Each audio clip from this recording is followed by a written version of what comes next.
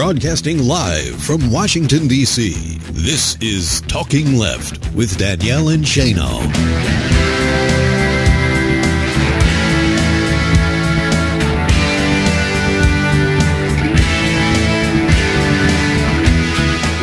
Good morning, everybody, and welcome to Talking Left, your alternative to the Sunday morning corporate news. Hope everybody out there is having a wonderful week and a wonderful morning. It's been a heck of a week. It's been a heck of a week. Hello to all of you wonderful people down in Florida, because we're very jealous that you didn't get snowed in this week. No. Give it a couple years. Give it a couple years. Seriously. Yes. It was incredible. It was an interesting week. You're like, we're gonna be on a positive note this morning. We are not going to complain about this last week. No, we are going to be cheerful and happy clappy liberals. At least until we're talking about the news. Yeah. We got a big show in store for you guys today. Speaking of Florida, John Fugelsang of the Sexy Liberal Comedy Tour will be joining us in the second hour to talk about Florida's upcoming Sexy Liberal Comedy Tour show on March 1st. I know. All of a sudden, out of the blue, they were invited there. Yeah. And so please get the word out. Make sure that Stephanie and John and Carlos get to perform to a sellout crowd. We went last time they were down at Parker Playhouse, and it was amazing. And it was. Thus the Parker Playhouse invited them back. And so if you're on the SoFlo radio listening right now, I'm sure you've heard the spots. Yes, but get your tickets, because they will sell out. Yeah. Everywhere that Sexy Liberal has appeared, the tickets have sold out. And, this isn't going to be any different. Yeah, and it's election year. It's going to be fun. Yes. So, as usual, we like to start off the show with the news that you may have missed or that we think needs a little bit of attention. And I wanted to start off with a quick apology to some people in North Carolina. Okay. Because last week, right before our show, tens of thousands of people marched in North Carolina, and we didn't cover it. I didn't know that it was happening. I think we did cover it, actually. I don't think we did. I think we did. I don't think we did. And, I think we did. So I just want to give a shout out to the massive protest, about 80,000, possibly up to 100,000 people. I'm going back to listen to last week's show now, because I'm pretty sure we did. I'm fairly sure we didn't. Okay. You're the one who sets up the story, so I blame you. Yeah. Totally my fault. So just a quick shout out to all the amazing folks that turned out in North Carolina for the Moral March on Rally, organized by the historic Thousands on Jones Street organization. And people marched for all the reasons that we talk about here: minimum wage, union rights, voting rights. Well, North Carolina has gone hard right. Yes. Hard right. And Reverend Barber has been doing amazing work down there. And now, he's getting somewhere, because Fox News is now attacking him, and with ridiculous attacks. We're not going to even say what they are, because they are so silly. No, they are so silly. It's not even worth responding to. Yeah, but the fact that he's on their radar screen, they're scared. Good. They're on the ropes. And you know what they should be more worried about than Reverend Barber is 80,000 people. Yeah. What I think this march shows is that people are standing up, speaking out, getting together, and saying, we can fight about all of these issues that we care about all together at one time, because they're all related. Right. So many of these come down to right-wing extreme policies, come down to corporate power, and just so much animosity towards workers, towards low-wage families. Towards real American working people that are just trying to do the best they can, and they want to protect their voting rights. They want to protect their, women's rights to choose, women's rights to control their body. They want, just the basic rights that this country has already fought for decades to obtain, and they see them dwindling away, and people are being ripped away. Yeah. Being ripped away by conservative fiat. Exactly. And I'm so impressed that 80,000 people came out in the cold to go and march. And I have a feeling they'll be back. I have a feeling they'll be back. And remember, Moral Monday spread to other states. We've seen it in South Carolina. We've seen it in Georgia. This could be, the beginning of a national movement. And if we saw 80,000, 100,000 people in the streets in every state capital, maybe we would get somewhere. Yeah, or maybe the media might show up. Yeah. So, that would be nice. Well, as much as we talk about that the media doesn't pay attention to these things, I felt like we missed we missed that one. And so I wanted to apologize to those fine folks who came out and fought in North Carolina. So there. And we will try and watch for those stories more closely. Yeah, if we had a reporter down in Raleigh, we would have known about it. I mean, Yes. I mean, we're doing our absolute best, and there were some outlets that did cover it. And hey, if you see a story like that happening and we Yes. missed it, let us know. Absolutely. We'll be happy to cover it. And if you're a part of one of those movements and you want to come on and talk about what's going on, email us. Especially ahead of time We will make time for to you. get more people. Yes, even if it's at the last minute. There. Yes. So there's my apology.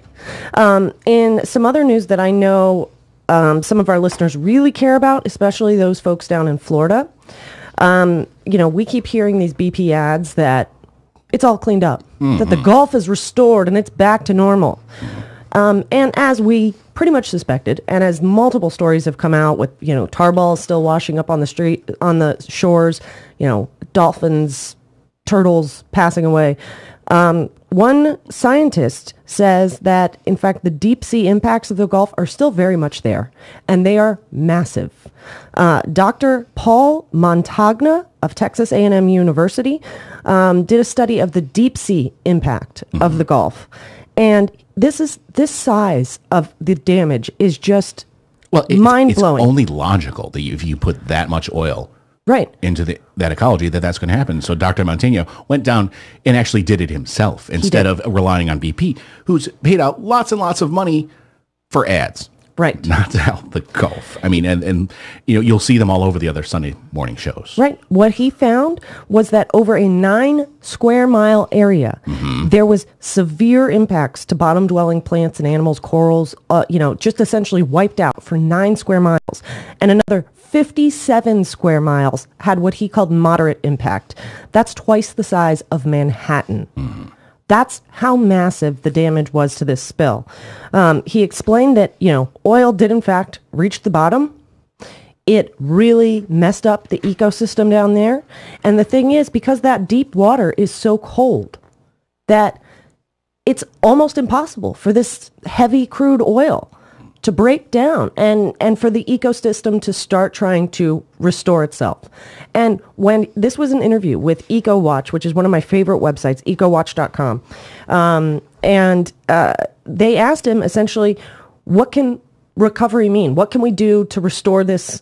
How do we fix it? And he doesn't know, because it's so massive. Right. It's so devastated down at this bottom deep sea depths. And you're talking about a mile under sea. He says, I don't know. We can try and restore, build new man-made habitats for these ecosystems, but he doesn't think that it's a guarantee that this can be restored, that this can be fixed. Yet, if you ask BP, it's all better. We're all good. Yeah. Nothing to see here. Come on down. The interview is quite long, so obviously I can't get to all of the amazing points he made, but it's over at Eco News, ecowatch.com. And you can read the whole interview there, and there's a lot of great links that you can go through and see what he found, and show that to all those people who say that, offshore oil drilling is just peachy and we should do more of it. And I'm sure Tony Hayward has his life back. yes, I'm sure. As usual, I like to try and give a good story after that, because that one makes my blood boil. Like, As a Floridian, and how much you care. I mean, you grew up on the beach. Yes. In the ocean. And you personally saw my reaction. Oh, yeah. When that spill started. You were doing hands across the sand, and, Yeah, so. Okay. So in some better news, and I think this is good news, and it's starting to sweep through the nation, is Governor Jay Inslee of Washington State has suspended that state's death penalty. We've talked about capital punishment several times on this show, and it's barbaric. It's a relic that should be gone in the dark parts of our history. And although he doesn't have the legislative power, he can't single-handedly say that the death penalty is abolished. He needs his state lawmakers to assist him in that. But he is suspending the use of the death penalty, saying if any one of the 9 inmates who are currently awaiting execution in Washington State, if their case makes it across his desk, he will grant reprieves, Okay. so that they will not be executed. So, in other words, prosecutors don't bother. Right. If you really are gung-ho on killing people, which there are prosecutors out there a little bloodthirsty, I'm sorry, you're going to have to wait for another governor. Right. I'm not the guy. And he made more than one argument to explain his reasoning. He talked about the cost that putting somebody in prison for life with no chance of parole is far less expensive than having somebody waiting for execution. And you say, how is that? How is that? I mean, housing somebody and feeding somebody for all those years that's got to be incredibly expensive. Well, no, at the cost of appeals, which we are not going to take away. And there is a different, it's a different part of the prison. It's different, right? Guards, different. It costs more money to keep somebody on death row. So he makes that argument, which shouldn't even be the first and foremost argument. No. How about the fact that it's murder? Right. It's homicide. Yes. But he also talks about the racial disparity, saying that, that the law is applied inconsistently and unequally, and that the people who are chosen and selected for death sentences it's typically decided much more by the city where the crime was committed and whether or not they have the money to put somebody on death row. So it's really... well, that's an equal protection violation then. And perhaps he can use that to abolish this completely. He says, there have been too many doubts raised about capital punishment. There are too many flaws in the system. And when the ultimate decision is death, there is too much at stake to accept an imperfect system. That is the strongest argument, period. Yeah. And he's gotten a lot of support for this. The NAACP, the ACLU have all backed him on this decision, and he's hoping that this will start a conversation with the state lawmakers to make to end this practice once and for all. I mean, we have this thing called the Eighth Amendment. It's called, it prohibits cruel and unusual punishment. It's right there. It's very simple. I know the Supreme Court has said, well, that's not cruel and unusual. I think that as we have this national conversation, I think more and more people will say, yeah, it is. And then we need to change the Supreme Court, obviously. Right. We need a ruling from them saying enough. Yeah. Enough of this. Let's stop hanging out with, some really backwards countries around the world who still do this. Exactly. It's 2014. That's not good company to keep. Right. And it's just wrong. Right. Flat out. Speaking of wrong, a small town in Nebraska, Omaha, near about an hour's drive from Omaha, Nebraska, has enacted such extreme anti-immigrant legislation. They have made it illegal to rent for an undocumented person, illegal to even, using their terminology here, harbor an undocumented immigrant. And this case was appealed. A lot of people in that state said that this was too extreme, this was too far. And the Eighth Circuit Court of Appeals has reviewed it and upheld it, and this law goes into effect in 30 days. So this little tiny town, it's only of about 26,000 people, only has about 1,015 undocumented immigrants. If you even allow one of these people now to stay in your house, you could be committing a crime. Is it a misdemeanor, felony? Having someone over to dinner? Literally? I don't know off the top of my head. But this is just such extreme. It's just like the death penalty. It's not quite as extreme. Yeah. But it just shows that these... extreme reaction. Yes. And abuse of the criminal justice system. Yeah. Yeah, and let's point out that being here without legal papers is not a crime. It's a civil infraction. Right. Which results in deportation, if that is prosecuted. If that is pursued.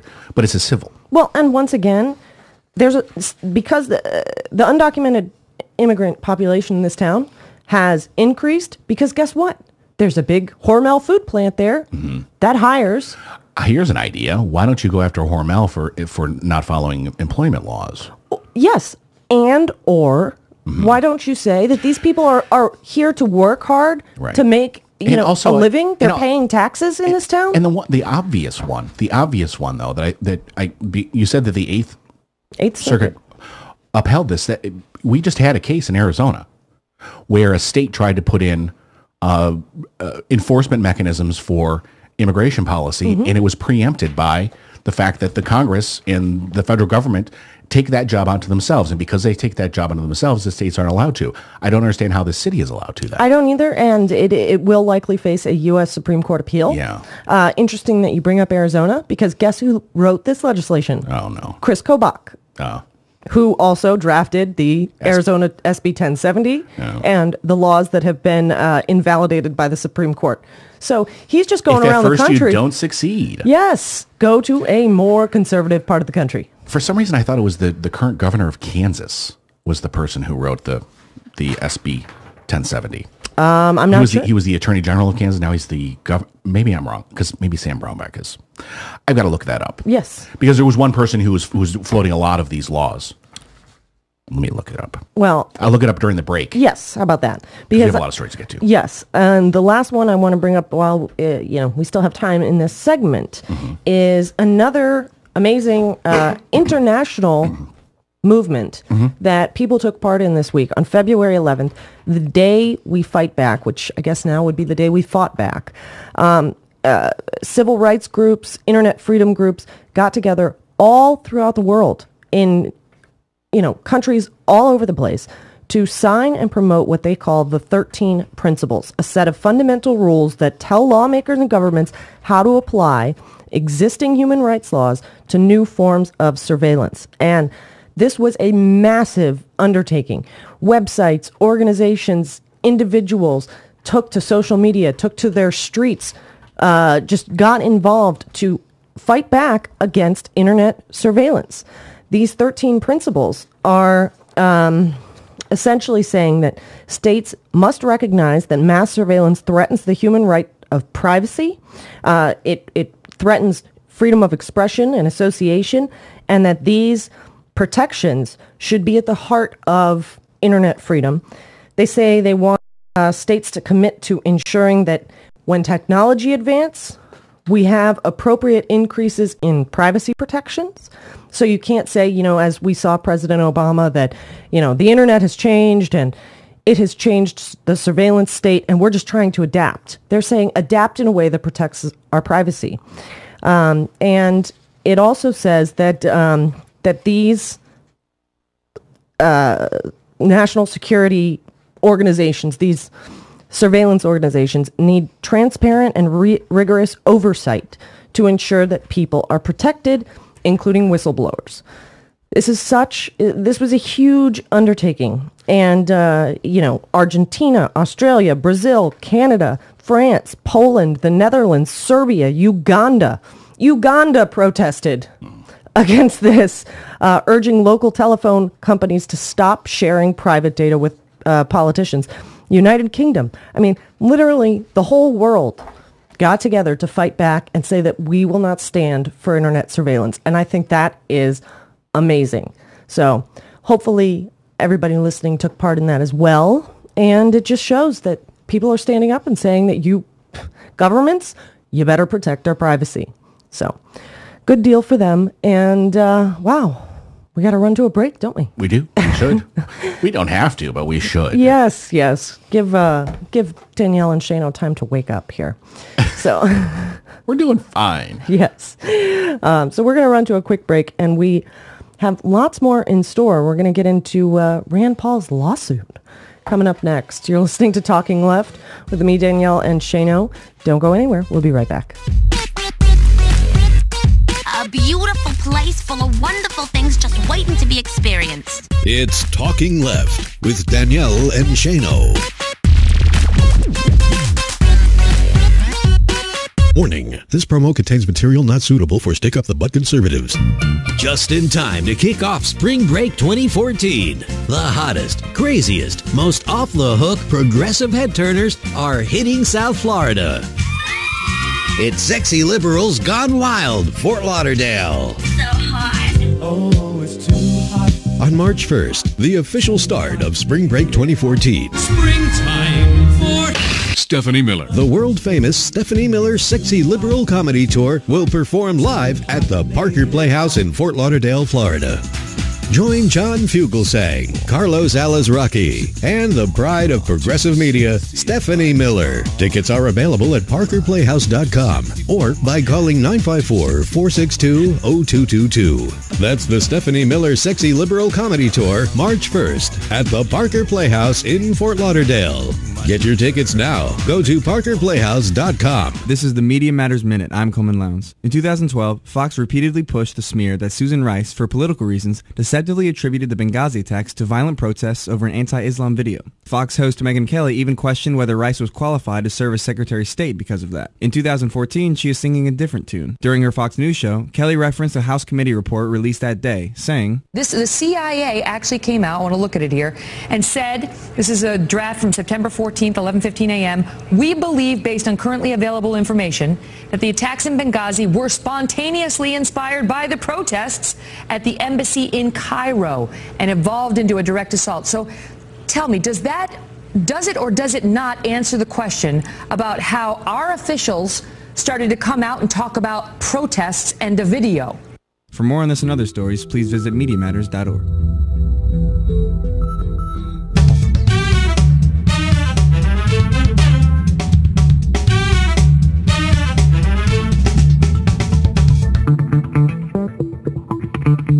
You're listening to Talking Left with Danielle and Shano. Welcome back to Talking Left with me, Danielle and Shano. Thank you wherever you are checking us out, SoFlo Radio, or hanging out in the chat room, listening to the podcast, or of course, We Act Radio, 1480 AM in Washington, D.C., and soon to be Progressive Voices. Yay. Yes, we are currently working that out with them. It's going to be a couple weeks, but we'll get there, and we still want to give them a shout out. Absolutely. Well, and we do top of the hour there. Yes. Well, this last week we didn't because we were snowed in. Yes. And stuffed in. Yes. Among other things. Lots of stuff to do. Among other things. So this week, Rand Paul has announced that he's filed a lawsuit against President Obama over NSA call surveillance. Yes. This is interesting. This is an attention grab. Right. I mean, that's all there is to it. Let's first of all point out the fact that you really can't sue the President of the United States. But the President of the United States is immune from prosecution for acts taken in his official capacity as President of the United States. Okay? Let's just put that out there. Okay. Okay. So the fact that he included the President of the United States is the attention-grabbing part. Right. Now, you can say, I don't like the FISA law. Or I don't like the way the FISA law is being implemented, and I think it violates the Constitution.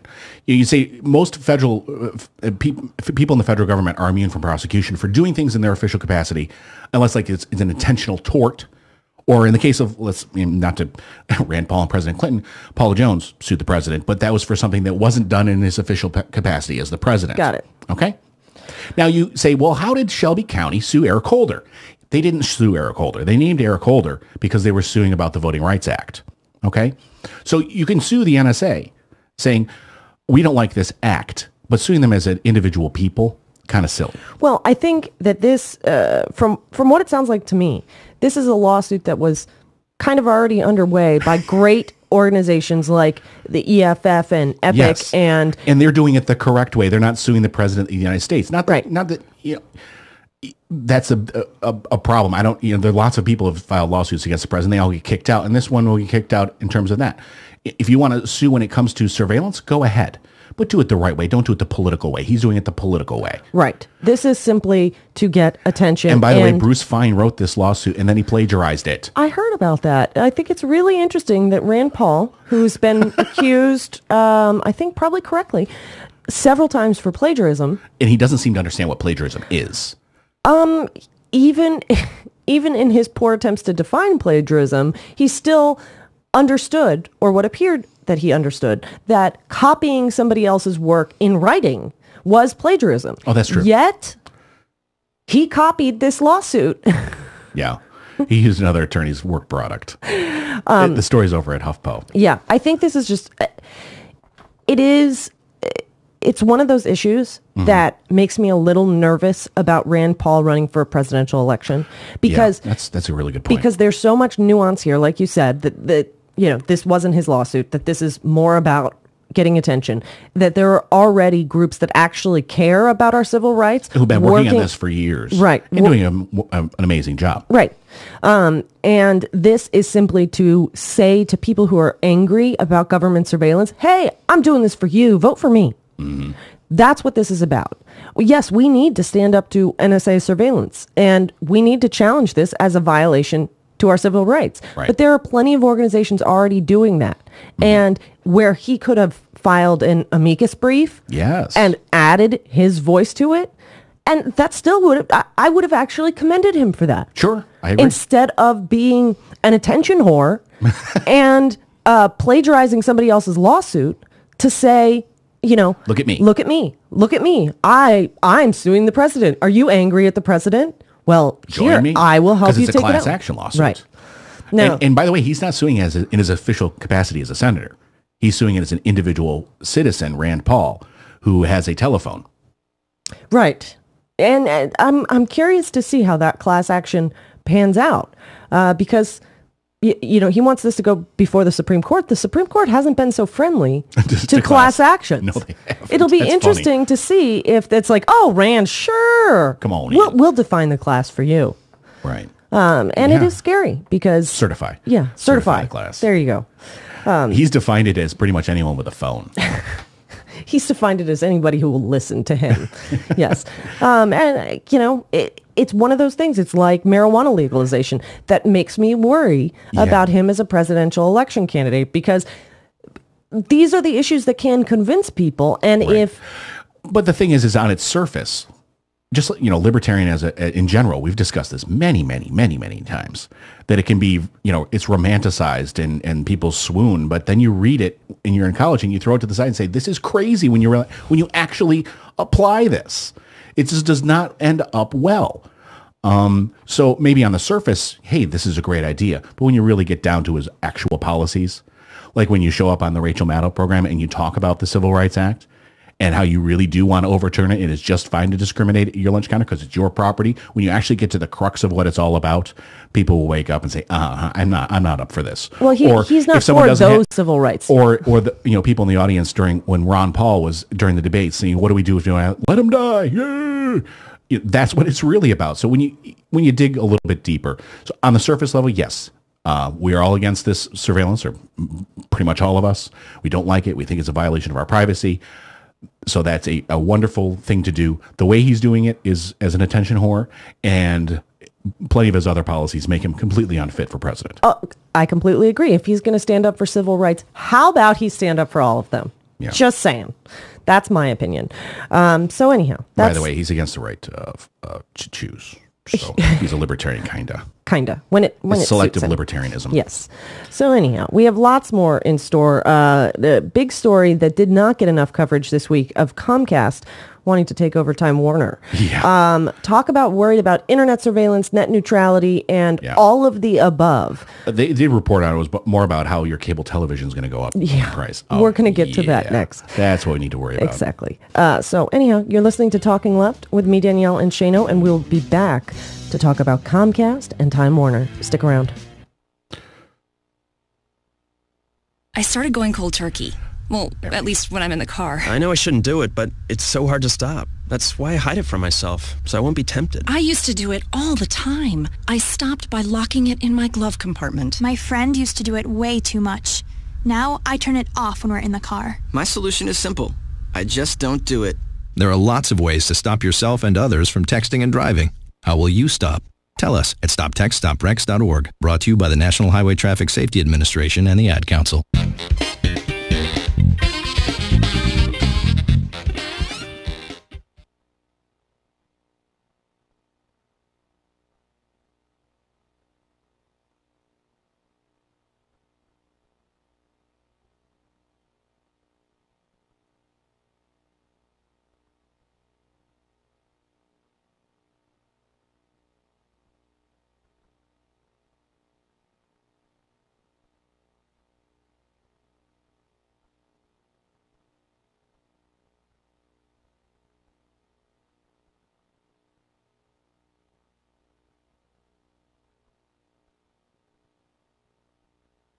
All right.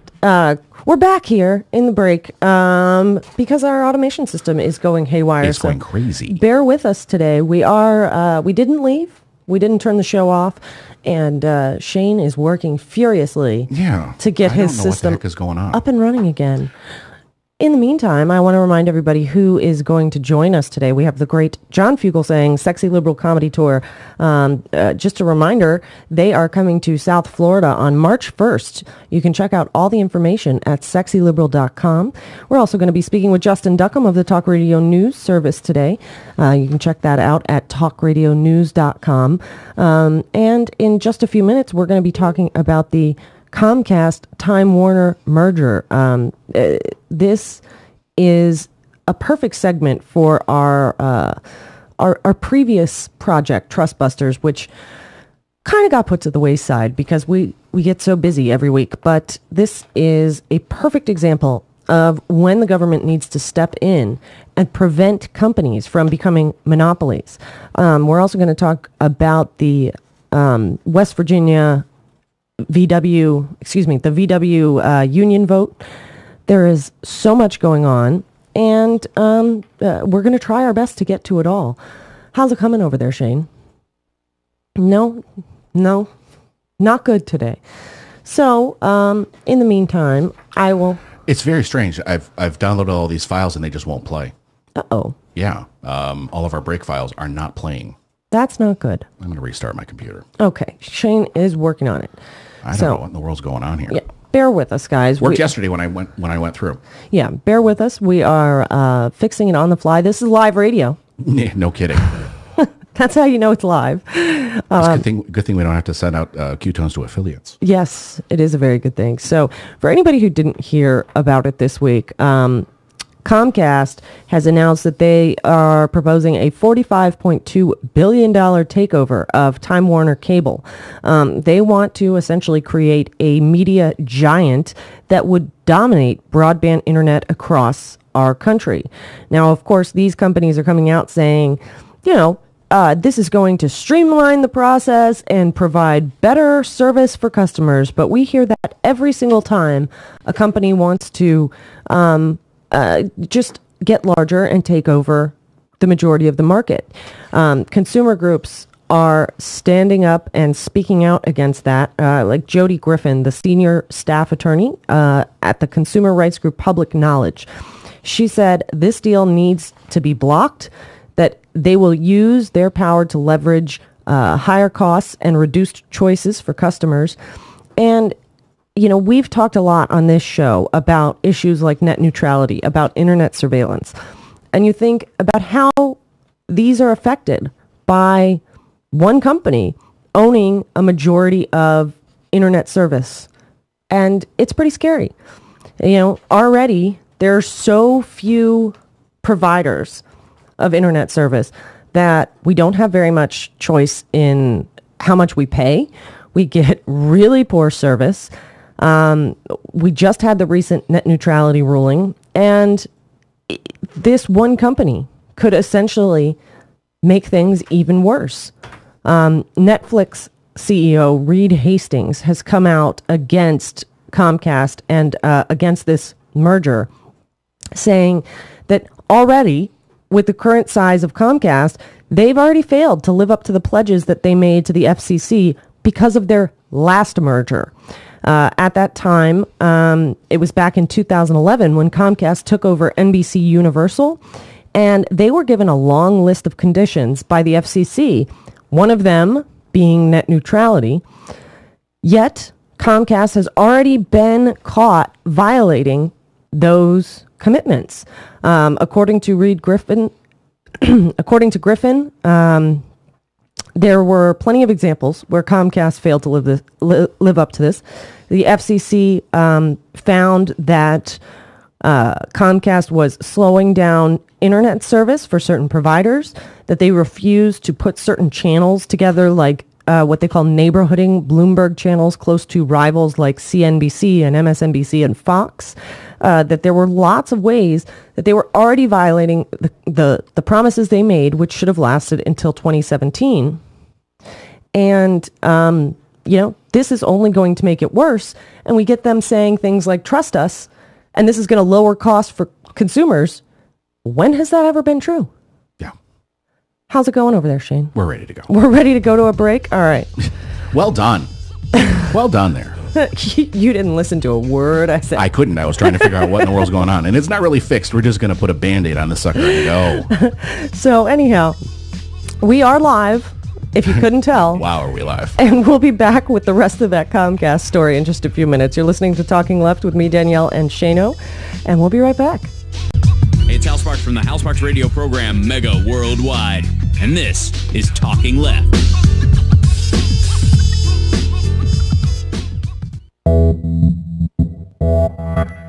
You're listening to WIN, Workers Independent News, a production of Diversified Media Enterprises. I'm Doug Cunningham. Right-wing anti-union Tennessee politicians are now threatening to withhold further incentives from the state for expansion of the VW Chattanooga plant if the workers there decide to join the UAW this week. The historic election will be held Wednesday through Friday.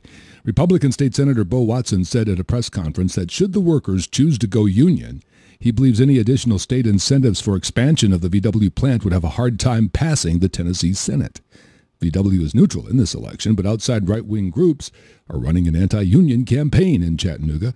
Pro-union VW workers featured in a UAW video expressed excitement at the prospect of the VW plant going UAW. VW Chattanooga worker Justin King says that a German-style co-determination model with union-represented workers and management working together would be good for VW. Volkswagen will be stronger when they come together with the UAW because that combines not only Volkswagen's history of working with labor, but it also adds in the UAW's experience of working in the U.S. market. Tammy Flint can't wait to vote for the UAW. I'm excited. I can't wait. I was in the union for 15 years in the UAW, so I know what stuff they bring to the table with them.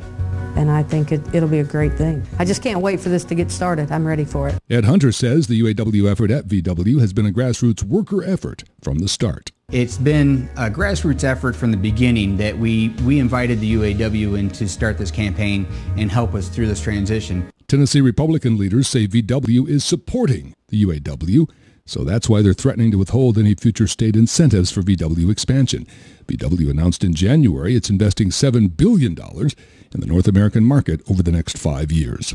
New York City Mayor Bill de Blasio delivered his State of the City speech on Monday. He touted policies he says will protect the poor, help lift more New York workers into the middle class, and encourage immigrants to participate in city life regardless of documented status. The mayor is launching a new city ID program to allow immigrants who have problems getting IDs to obtain one. De Blasio also repeated his desire to have affluent New Yorkers pay a bit more in taxes. De Blasio says he wants to restore a sense of economic justice for working people. He says the city must head down the path of trying to close the income inequality gap. The New York City Retail Workers Union, RWDSU, meanwhile, is supporting an ordinance introduced in the New York City Council that would make organizing unions at retailers easier. The bill would keep retail stores and developments that get city subsidies from fighting union organizing efforts. Unions, in turn, would agree not to picket those stores. Workers Independent News is proud to be heard on The Union Edge, Labor's Talk Radio. Live nationwide weekdays noon to 3 p.m. at theunionedge.com. You've been listening to WIN, Workers Independent News. For more information, visit laborradio.org. In The Wizard of Oz, Dorothy assessed the odd things she was experiencing and said to her little dog, "Toto, I've a feeling we're not in Kansas anymore." Lately, Senator Pat Roberts has gained a new understanding of what Dorothy meant. The Kansas Republican has been in the U.S. Senate for 18 years and was in the House for 16 years before that. So he's been away for a long time. And now that he's running for another 6-year Senate term, Roberts has learned that the Kansas he thought he was from, a state of relatively moderate Eisenhower-style Republicans, has become the political land of right-wing Oz. A rabidly extremist, coke-headed Tea Party Republicanism has taken hold of the GOP's primary process and blown out the moderates. The upshot for Roberts is that Republican voters are now hard-right, howl-at-the-moon lunatics who demand ideological purity over everything else. Worse for Pat, they've put up one of their own to run against him in the August primary. But by gollies, the senator is fighting back. Unfortunately, not by standing on principle and refusing to be intimidated by crazies. Instead, Roberts has put on his crazy pants, altered his beliefs, and is dancing like a fool with the ideologues. He recently opposed the farm bill he helped write. He joined the certifiably goofy Ted Cruz of Texas in the silly political stunt that shut down the government of the USA last October. and he even became part of the Tinfoil Hat Club by voting against a United Nations treaty to ban discrimination against people with disabilities. This is Jim Hightower saying, come on, Pat. You've been in Congress for 34 years. You're 77 years old, and you're getting a gold-plated pension for the rest of your life. Is 6 more years in the Senate really worth selling out people with disabilities? Not to mention, selling out your own integrity? Need an antidote to the progressive blues? Want some good news about how grassroots folks are rebelling against the corporate powers and winning? Well, here's an easy-to-swallow pill for you, the Hightower Lowdown. Hightower's monthly newsletter will give you the lowdown, even as it lifts you up. It's 4 pages a month, jam-packed with facts you can use, actions you can take, and Jim's own Texas humor, all for only $15 a year. To become a lowdowner, go to hightowerlowdown.org.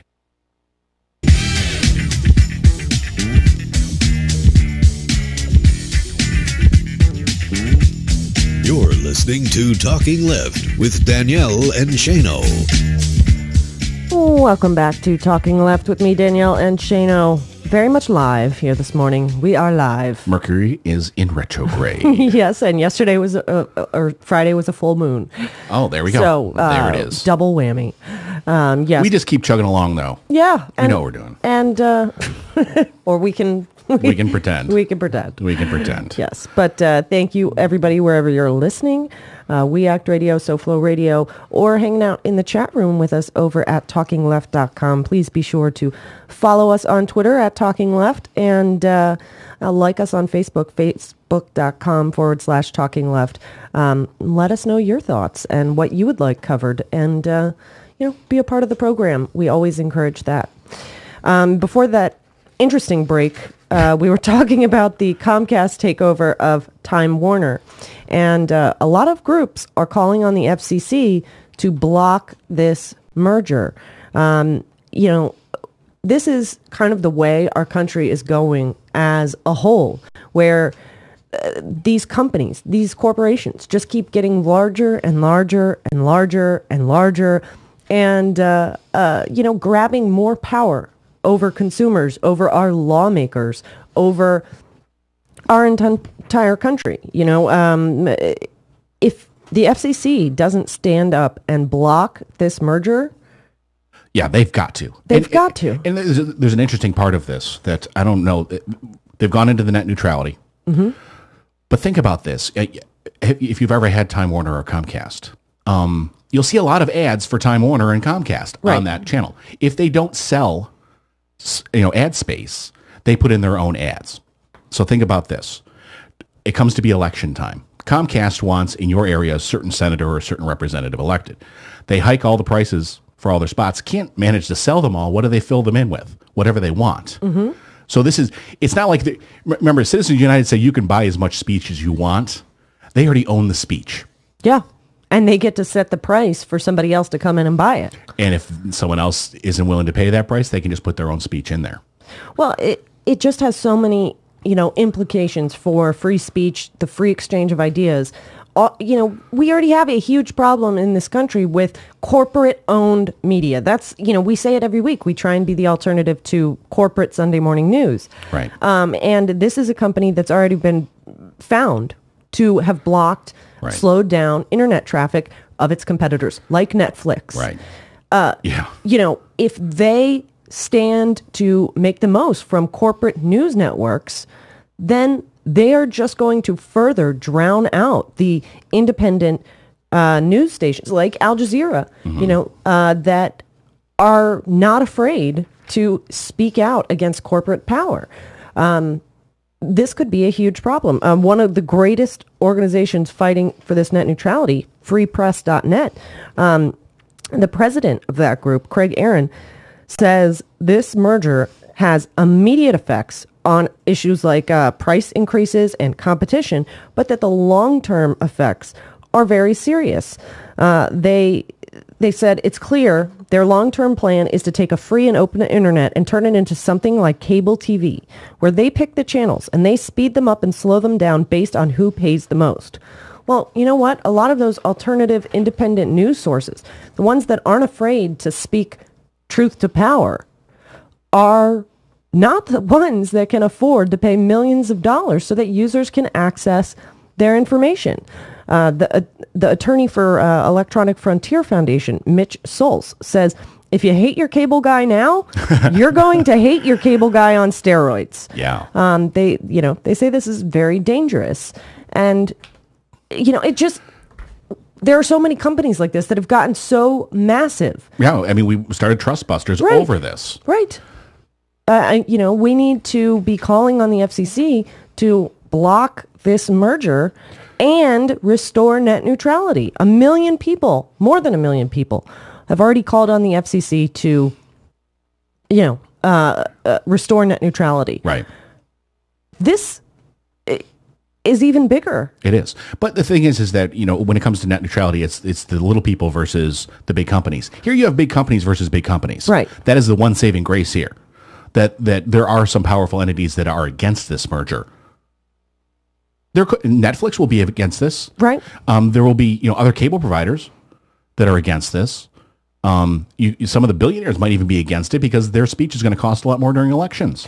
You also, when you think about this, how many times have you tuned into your cable provider and they said, we've turned off X channel because we're essentially not getting enough money. Right. So you're going to have Viacom perhaps against things like this. ABC Disney may be against this. I'm not speaking for them. I don't have any news about this, but they're going to have to negotiate with a much more powerful opponent when it comes to negotiating the percentage per subscriber, because this is a behemoth of a cable company that's going to essentially dominate the top 20 markets, 19 of the top 20 markets.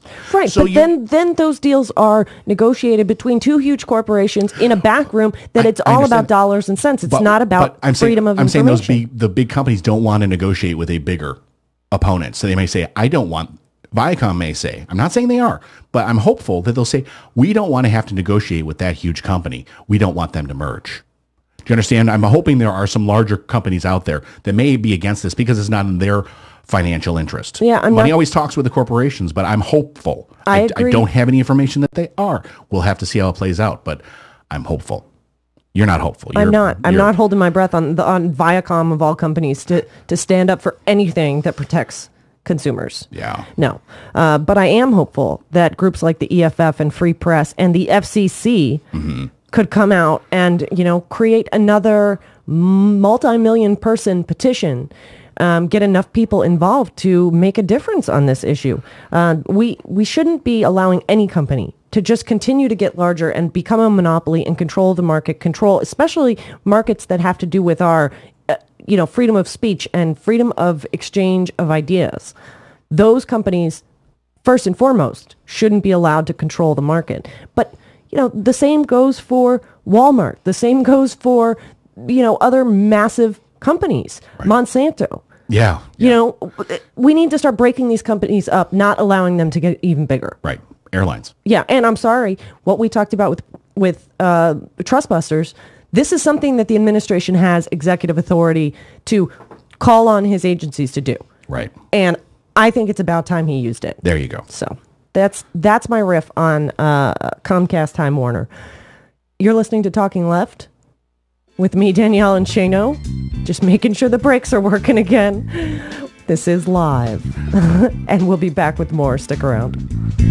It's just implied, but we all know what's going on in this thought bubble. The kids don't know, but we do. It's Talking Left with Danielle and Shano. Filter-free radio. Filter-free radio. Filter-free radio with Jacob Dean and Skeptical Scott. Jacob Dean. With Jacob Dean and Skeptical Scott. The news of raising the minimum wage sounded great. $11.50 an hour in Washington, D.C. and in Maryland, in the counties in Maryland, where I used to live in Montgomery County. Sounds great, but I thought I heard something in there that wasn't too hot. What was that one little bit there? That's scheduled to be in place by 2016. Oh, that part. Right. Yeah, well, sure, we'll throw you a bone. A couple years from now. So what is your New Year's revolution? Do you make minimum wage and you can't survive? Filter Free Radio with Jacob Dean and Skeptical Scott. The fact of the matter is, it's not nearly enough, doesn't go far enough. Raising the minimum wage will help people, and as part of building resistance movements, getting those who disenfranchised college students who are unemployed and underemployed, along with the service sector workers who are all living in poverty. If you're able to get those two facets of our society together and organize them, well, then we should have a revolt. We should have enough to shut down parts of our system in order to demand a higher living standard, better quality of life, just for starters. And nothing will change unless you make it. So hope should be a goal, not just a wish. And then you do something about it. FilterFreeRadio.com. This is the Media Matters Minute. I'm Coleman Lowndes. In 2012, Fox repeatedly pushed the smear that Susan Rice, for political reasons, deceptively attributed the Benghazi attacks to violent protests over an anti-Islam video. Fox host Megyn Kelly even questioned whether Rice was qualified to serve as Secretary of State because of that. In 2014, she is singing a different tune. During her Fox News show, Kelly referenced a House committee report released that day, saying, The CIA actually came out, I want to look at it here, and said, this is a draft from September 14th, 11:15 a.m. We believe, based on currently available information, that the attacks in Benghazi were spontaneously inspired by the protests at the embassy in Cairo and evolved into a direct assault. So tell me, does it or does it not answer the question about how our officials started to come out and talk about protests and a video? For more on this and other stories, please visit MediaMatters.org. This is the Progressive Voices channel on TuneIn. Patriot-made audiocast. 85 to 90% at all times our products are made in the USA. That's Melinda Knowles, Vice President of Design and Marketing for Paragon and ProPack of Albertville, Alabama. We sell wholesale to furniture stores, gift stores, mail order catalogs, interior designers, hospitality, contract, mainly for decorative purpose. Art, mirrors, lamps, pretty much everything wall decor. Where there's a wall, there's a way is what our taglines. The challenges of keeping it made in the USA. My mom actually started the company in 1975, which was Paragon. We actually were doing mobile home decorator kits at the time, and then we started manufacturing pictures in 1980, and at that time we were buying all domestic products. Several years later, things started going offshore. We started buying through distributors for our components. We also started importing products directly from Brazil, mainly because the moldings that we were able to buy in the U.S. were things that weren't as intricate and unique as far as the finishes because of our EPA, regulations here in the States. We still are purchasing from a manufacturer up in New York that manufactures domestic product. Melinda says when her mom started the company, there was a staff of 3. Now there's over 150, producing art and wall decorations that appeal to kids, sports lovers, Americana, waterfronts, and much more. Melinda's staff also includes sales, liaisons to artists, publishing and copyright holders, painters, assemblers, and graphic artists. We can take something, an image that maybe had a solid background on it. We can go in there and put a colored background behind it or a textured background. We can add type, we can add any kind of script, add in backgrounds, change the color of a palm tree if we wanted to. Thank you, Melinda Knowles. Find out more about her company at ParagonPG.com. I'm Rita Rich. Patriot Made. You're listening to the Progressive Voices channel on TuneIn.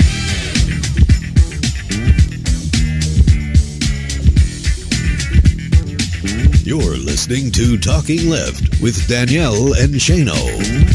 Welcome back to Talking Left with me, Danielle and Shano. Thank you wherever you're hanging out with us. SoFlo Radio or over in the chat room or listening to the podcast or, of course, We Act Radio, 1480 AM in Washington, D.C. Or Progressive Voices. Or Progressive Voices. We never know. We don't know. But thank you wherever you're hanging out. We appreciate it. Very much so. Yes. Before the break, we were talking about, the Comcast Time Warner merger and the fact that these companies get too large. Right. And one of the biggest companies in the world and one of the biggest problems to those who support workers' rights is Walmart. Yes.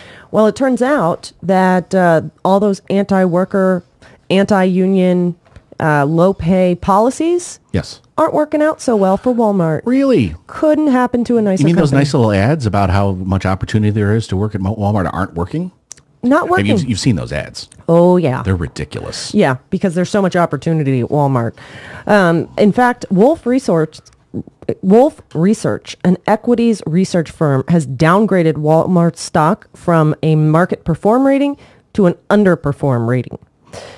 They blame understaffing, an erosion of price advantage against competitors, and costs associated with intensifying pressure from worker organizing. In other words, this whole only hiring temp workers and part-time workers has left shelves unstocked, customers turning away in droves, and they've spent so much money trying to fight unions in those stores that they've spent a lot of money, increased costs on that, and other companies like Costco are proving that they can offer just as low of prices without undercutting workers. And without having to rely on the government to subsidize their workers, which is a huge part of Walmart's business model. In other words, they've got to change their business model. It isn't working, which is great. It is. Because their business model hurts taxpayers and it hurts workers. And, Flat out. they are already making minor adjustments. I say minor because I really don't believe much of what comes out of Walmart. They'll do just enough. They have started hiring more full-time workers. However, that's according to them, which occurred just before the holiday season last year. However, somehow their entire workforce has dropped 120,000 over the past 5 years as more stores have opened. So they say they're hiring more workers, yet more stores, less workers. I'm not, a math genius, but I would think that means there's less people trying to cover the shifts in more stores. Right? But you said they are increasing hours. They're adding more full-time workers. So the question is, how many man hours have they added? How many more man hours do they need? And I'm not trying to be sexist by calling them man hours, but that's what they're called. So that's, it's unlikely that they actually have more workers. Yeah. Well, and Wolf Research... They're not exactly reliable sources of information about their business practices. Yeah, you mean you don't trust... No, I don't. You don't trust those ads that say Walmart has so much opportunity? And no, I don't. Me neither. No, I don't. And Wolf Research is not the only firm that has lowered their outlook for Walmart's performance. Most of these finance firms say that the company stock is still in a buy rating. But, when a company is as massive as Walmart, I suppose their stock is still considered an investment? I don't know how that works. I'm not a financial expert. Another cost that they have incurred that is adding to this problem is the $300 million they're expected to spend this year on regulatory and compliance enhancements, like dealing with the NLRB lawsuit saying that they retaliated against striking employees. So, if you weren't so anti-worker and anti-union, there's about $300 million you may have not had to spend. And perhaps, your stock wouldn't have been downgraded. Yeah, and the trickle-downers say we shouldn't have so many regulations. It's round and round. I just don't shop at Walmart. I agree, but I guess I take a little pleasure. A little bit of glee in the face there? Yeah, a little schadenfreude. There you go. Over Walmart feeling a little pain for what it does to its workers. And maybe, investors, pipe dream here, maybe investors will start putting their money in companies that actually treat workers well and thus will be around for the long term. And when we're talking about a retailer of that size, it is a cautionary tale for other retailers who might, find that the Costco model works a little bit better. Right. So I think that is a good thing. I do too. Obviously. And we should celebrate it. So anyhow, we have lots more in store. We need to cover the Volkswagen Workers Union vote and Bob Corker sticking his nose in it. Yeah, he needs to put a cork in it. Yeah, he does. We're going to talk about that next. You're listening to Talking Left with me, Danielle and Shano. Stick around. Whoa, awesome, totally awesome. All right. It's Talking Left with Danielle and Shano.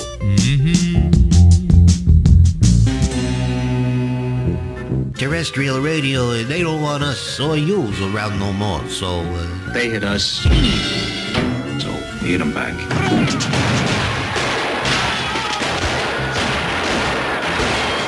SoFloRadio.com. It's Tuesday, February 11, 2014. If money needs to be spent, it will be spent. If resources are required, we will provide them. If the military can help, they will be there. Military deployed to combat extreme rain and flooding in Great Britain. And now a North Carolina environmental agency says it made a big mistake concerning the spill. Oops. North Carolina officials backtrack on water safety after massive coal waste spill. Another toxic coal ash waste spill into West Virginia's drinking water. Plus, 2013 breaks the record for billion-dollar extreme weather disasters. All of those disasters and more straight ahead. From BradBlog.com, I'm Brad Friedman. And I'm Desi Doyen. Stand by for 6 minutes of independent green news, politics, analysis, and snarky comment. It serves skeptics very well to point out that the predictions that the global warming activists have made have gone belly up. Well, Rush Limbaugh's former producer, Senator James Inhofe's former aide, and the nation's top climate denier, Mark Morano, on Fox News is absolutely right if you ignore the fact that he's completely wrong. This is your Green News Report.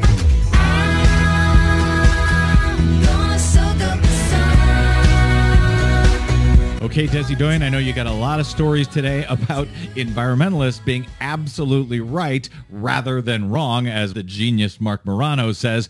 But before we get to those, when we make an error on this broadcast, we like to correct them, and we have 3 corrections to issue today. Yours, mine, and ours. Yours first. Well, first, last week I misidentified the city of Danville, saying it was in North Carolina. Actually, it is right over the border in Virginia. Thanks to listener John G40 on Twitter for pointing that out. My error. Just before airtime last week, the State Department's Keystone XL pipeline report came out, and I said that the pipeline would lead to only 50 permanent jobs. In fact, on closer inspection of that report, while the pipeline will lead to 50 total jobs in the U.S., just 35 of them will be permanent, 15 will be temporary contractors. We regret the error. And finally, ours. We pronounced the electric car company Tesla as Tesla. In our defense, my name is spelled with an S, but we don't say Desi, we say Desi. Right.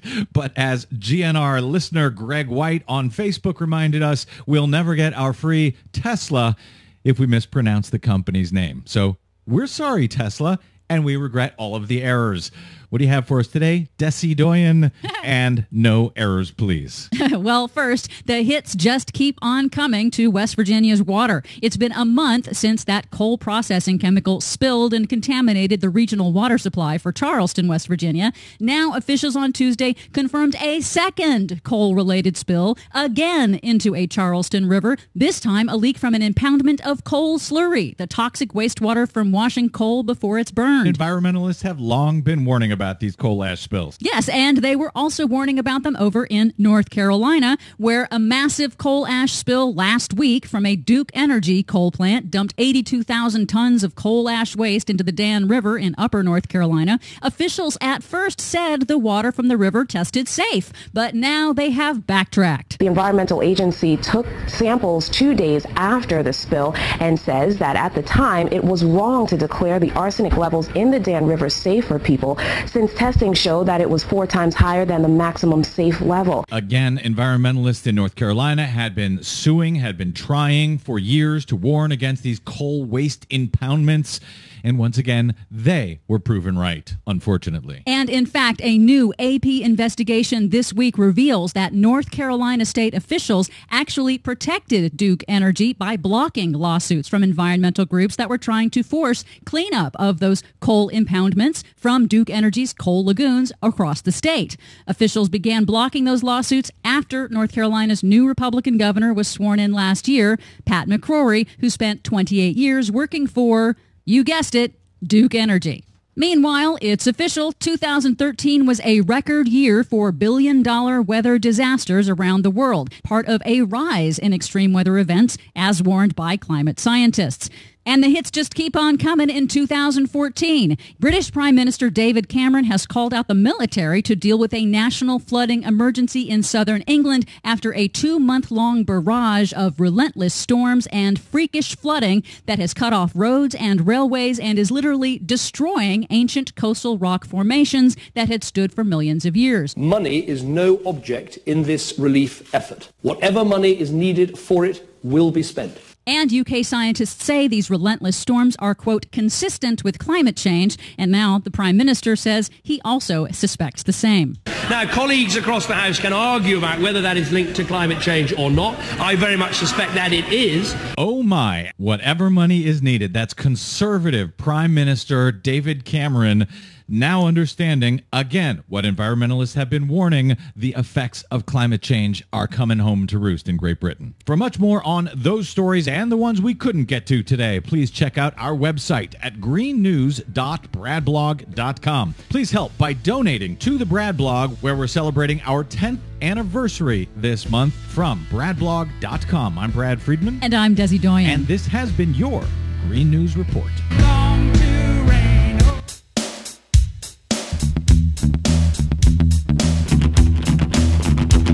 Broadcasting live from Washington, D.C., this is Talking Left with Danielle and Shano. Welcome back to Talking Left with me, Danielle and Shano. I want to remind everybody we still have 2 great guests coming up today. John Fugelsang of the Sexy Liberal Comedy Tour and Justin Duckham of the Talk Radio News Service. Remember, if you are listening in Florida, go and get your Sexy Liberal tickets before they sell out. The show is March 1st at the Parker Playhouse in Fort Lauderdale. The official start to spring break. Yes, you can find out more at sexyliberal.com. And it's Pride Weekend down there as well. It is going to be one heck of a show. It is. Yes. I wanted to talk this week. We had Doug Cunningham of Workers Independent News on recently, and they do amazing coverage of labor issues going on throughout the country. And there was a huge story this week about workers at a Volkswagen plant that were trying to form a union in Tennessee. Yes. And there was a union vote. Yeah. Now, Tennessee is a right-to-work state. Mm-hmm. So this was a very, very big deal to unionize. It would have been the first to unionize in one of these states. And on top of it, the workers were voting on it, and the company, Volkswagen, approved it. They wanted...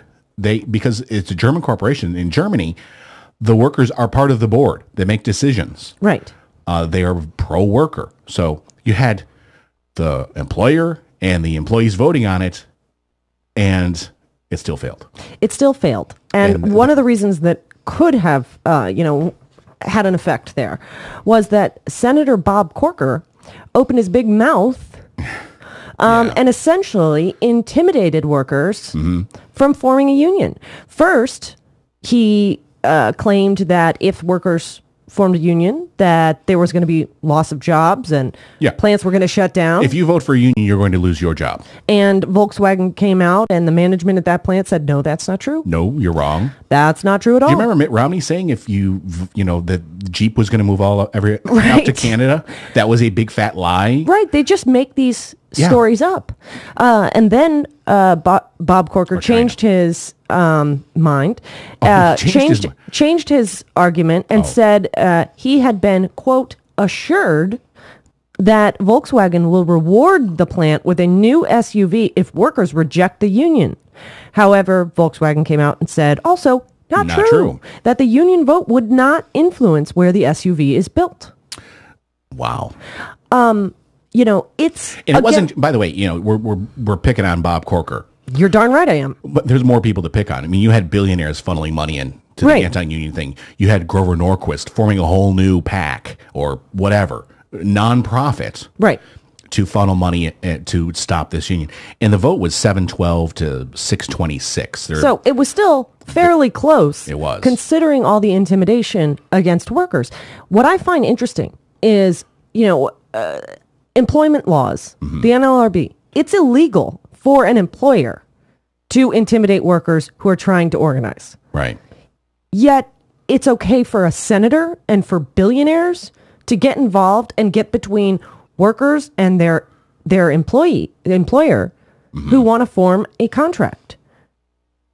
For all of the nonsense that these Republicans talk about, freedom to contract. Yeah. This is one of the arguments they freaking use in gay marriage. Yeah. That freedom to contract. Freedom to contract. Employees, they should be free to negotiate at will. Right. This is one of the arguments they use against minimum wage. And against unions. Right. Yet, when workers have the right to vote, and workers, want to form a contract with Volkswagen, they step in between here. Yeah. And they think that's perfectly okay. Well, pointing out the hypocrisy means that they're not really all about the freedom to contract. Not at all. They're not for lower regulations. They're not for smaller government. They are for certain things, and they will use whatever argument works for that. And they'll change that argument if the first one proves to be unsuccessful or they'll just take both said sides to be of a it. lie. They'll take one side over here and the other side over there. Well, as you said, Tennessee is a right to work state. Yes. And there are other auto manufacturers in that state. And there's been a lot of speculation that these companies put a lot of pressure on Bob Corker to, have some influence against, they think it might spread. That if one company organizes and forms a union, that other workers might get the idea that they have rights. Yeah, well, that's exactly what we're hoping. Right. Because what in this situation, we'll say they did unionize, and we have a partnership between the employer and the employee, and they work out actual contracts that are good for everyone. Right. Other people will look at that and say, "Hey, that's a pretty good deal." I mean, that's why they've got to destroy unions. It's systematic for decades, and they are succeeding. And I'm really sad about this. The fact that a senator can come in here, I think this is an argument for that card check should be used. Yeah, and I also not that I need another argument for that. Right. I also have to commend Volkswagen here because they stood up for the workers, stood up for the UAW, saying that we are not anti-union and we believe workers have a right to organize, and that they are going to try and get workers in a council. Right. On the, because happy employees stay with you. Happy employees do good work. Good work actually makes you a profit. I don't understand the disconnect when it comes to conservatives and big business people. They don't get this. We just had the story about Walmart. Right. You treat your employees poorly, they're going to work poorly. Your business is going to suffer as a result of it. I just don't understand the disconnect here. Yeah. And, speaking of auto manufacturers, I think a long time ago, somebody figured out that if you pay workers enough that they can actually buy your products, you prove to be more successful. Well, but the big scare tactic was if you unionize, you're going to go the way of Detroit. That was, you are going to become Detroit. Well, and the interesting part is what unions are they railing against in Detroit? It's not the auto unions, it's the public unions. But they try and the best way to argument is to morph everything together and point out, Detroit, they're bankrupt. The whole city's bankrupt. So then Germany, Tennessee will go bankrupt. So why hasn't Germany spontaneously combusted? I don't know. But, but there's some other things going on in the Supreme Court. There's two big cases. We spoke about the one with Doug regarding whether or not you can't have public unions, essentially. Right. The government employees can't unionize. But there's another one about contracts, whether or not you can have pre-organization contracts with the employer. In other words, the employer says, we'll provide you our lists and a place to meet. We're not, somebody's argued that's a felony. So this agreement with Volkswagen and the employees to have these votes and things like that, they could be ruled by the Supreme Court to be felonies. So it's a multi-pronged attack that concerns me. Right. And it also completely disproves this Republican talking point, right to work, which coming from Florida that has been right to work for quite some time, I've always called it right to work for nothing. Right to fire. Right. If there was really a right to work and a right to have a voice in your workplace, then Republicans would be the first ones standing up for these workers' right to form a contract with their employer. They're not against employment contracts. They're perfectly fine with, non-compete agreements. Oh, yeah. And morality clauses. Morality clauses. Morality clauses. They are perfectly fine with employment contracts. They want an unequal bargaining position of a giant corporation making a contract with a itty-bitty tiny little person. And we'll make lots of those contracts because we can just use our power, our authority, our influence to make you do whatever you want. And if you won't, we won't hire you because guess what the unemployment rate is, which we like keeping very high because we'll just stash our cash into banks instead of hiring more people. Right. It's it's a vicious cycle. Well, and there has been talk with this vote specifically if they will dispute the results of the union vote because of all of the outside influence and outside pressure on workers scaring them to not vote for the union. This is, a snapshot of the attack on workers throughout our country. This is what Republicans want to do to the entire nation. They want the whole nation to be, quote unquote, right to work. Sure. Right to work for nothing, as I call it. And then suck all the funds out of unions. Mm-hmm. So that, because the unions, they organize for workers, but they also have different things that they lobby and politicians that they support.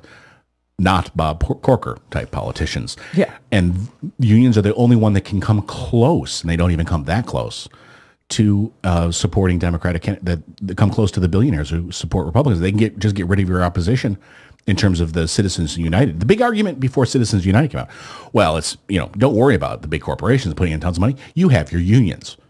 So they get the Citizens United, then they destroy the unions. Then they're the only player on the field. You see the same argument being used against Bill de Blasio in New York against the charter schools. Mm-hmm. He is taking on these for-profit private schools that are using free space in New York, of all places where space is a premium. Right. And, we were just watching a right-wing the Wall Street quote unquote news program. The Wall Street Journal opinion page does a half-hour show. Right. We were just watching that, and they said, well, this is all because of the unions, that he's making these choices so that he can get more union support out of the teachers' unions. It's the same argument you hear when Democrats support situations like this with the Volkswagen workers. Oh, it's all about unions, and they just want the political funds. Well, hello, pot, kettle. The whole reason you're supporting the corporations, the for-profit charter schools, the right to work, pay your employees crap type auto manufacturers is for the same reason. And insisting that you cut social safety nets but keep the oil subsidies. Right. I mean, the list is on and on and on and on. I don't know. I guess I wish at some point that Democrats who support issues like this would say, yeah, you're right. I don't mind. I want the money from the union because unions represent what actual people want. Yeah, actual workers. Right. I want the support of workers. Right. I have no problem with that. If you guys obviously want the support of 20 individual people out there who own 30-40% of the country, and we're going to call you out for that, fine, call me out. I want the support of people who work 12 hours on a line. I want the support of people who are teaching our children in schools. I want the support of nurses, and I want the support of firefighters, and police officers, the working class of people in this country, the vast majority of the people in this country. The people who keep this country running. Right. The people who create real jobs, real demand, real, economic growth, not manufactured, pumping up Wall Street so that billionaires can just make money off each other. Right. Real Americans.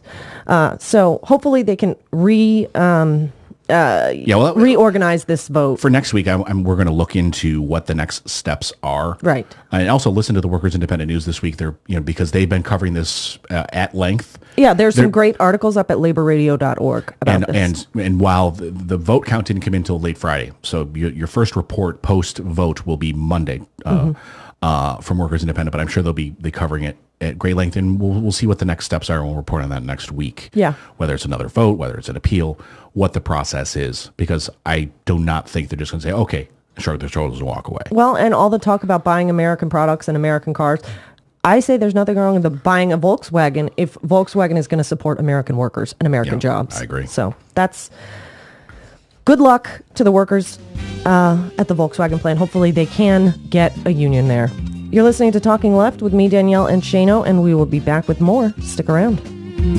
What is this? What's going on? It's Talking Left with Danielle and Shano.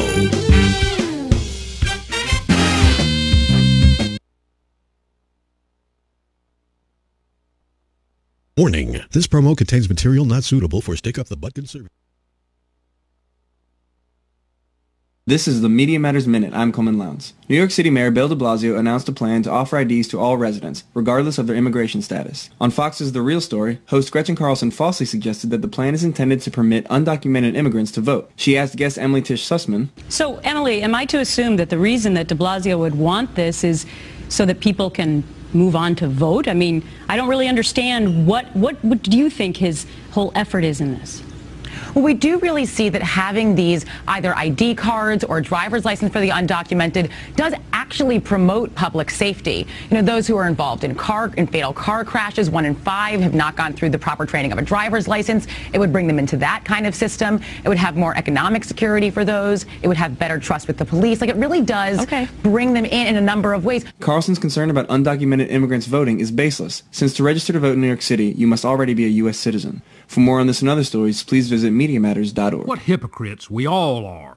When we like a particular president of the United States, that president can do little or no wrong. But if we don't like that president or his party, often he can do little or no right, period. Case in point, President Obama announced in his State of the Union address that he would make wider use of his powers of executive order, including, for example, ordering an increase in the minimum hourly wage paid to employees of all employers working under federal contracts.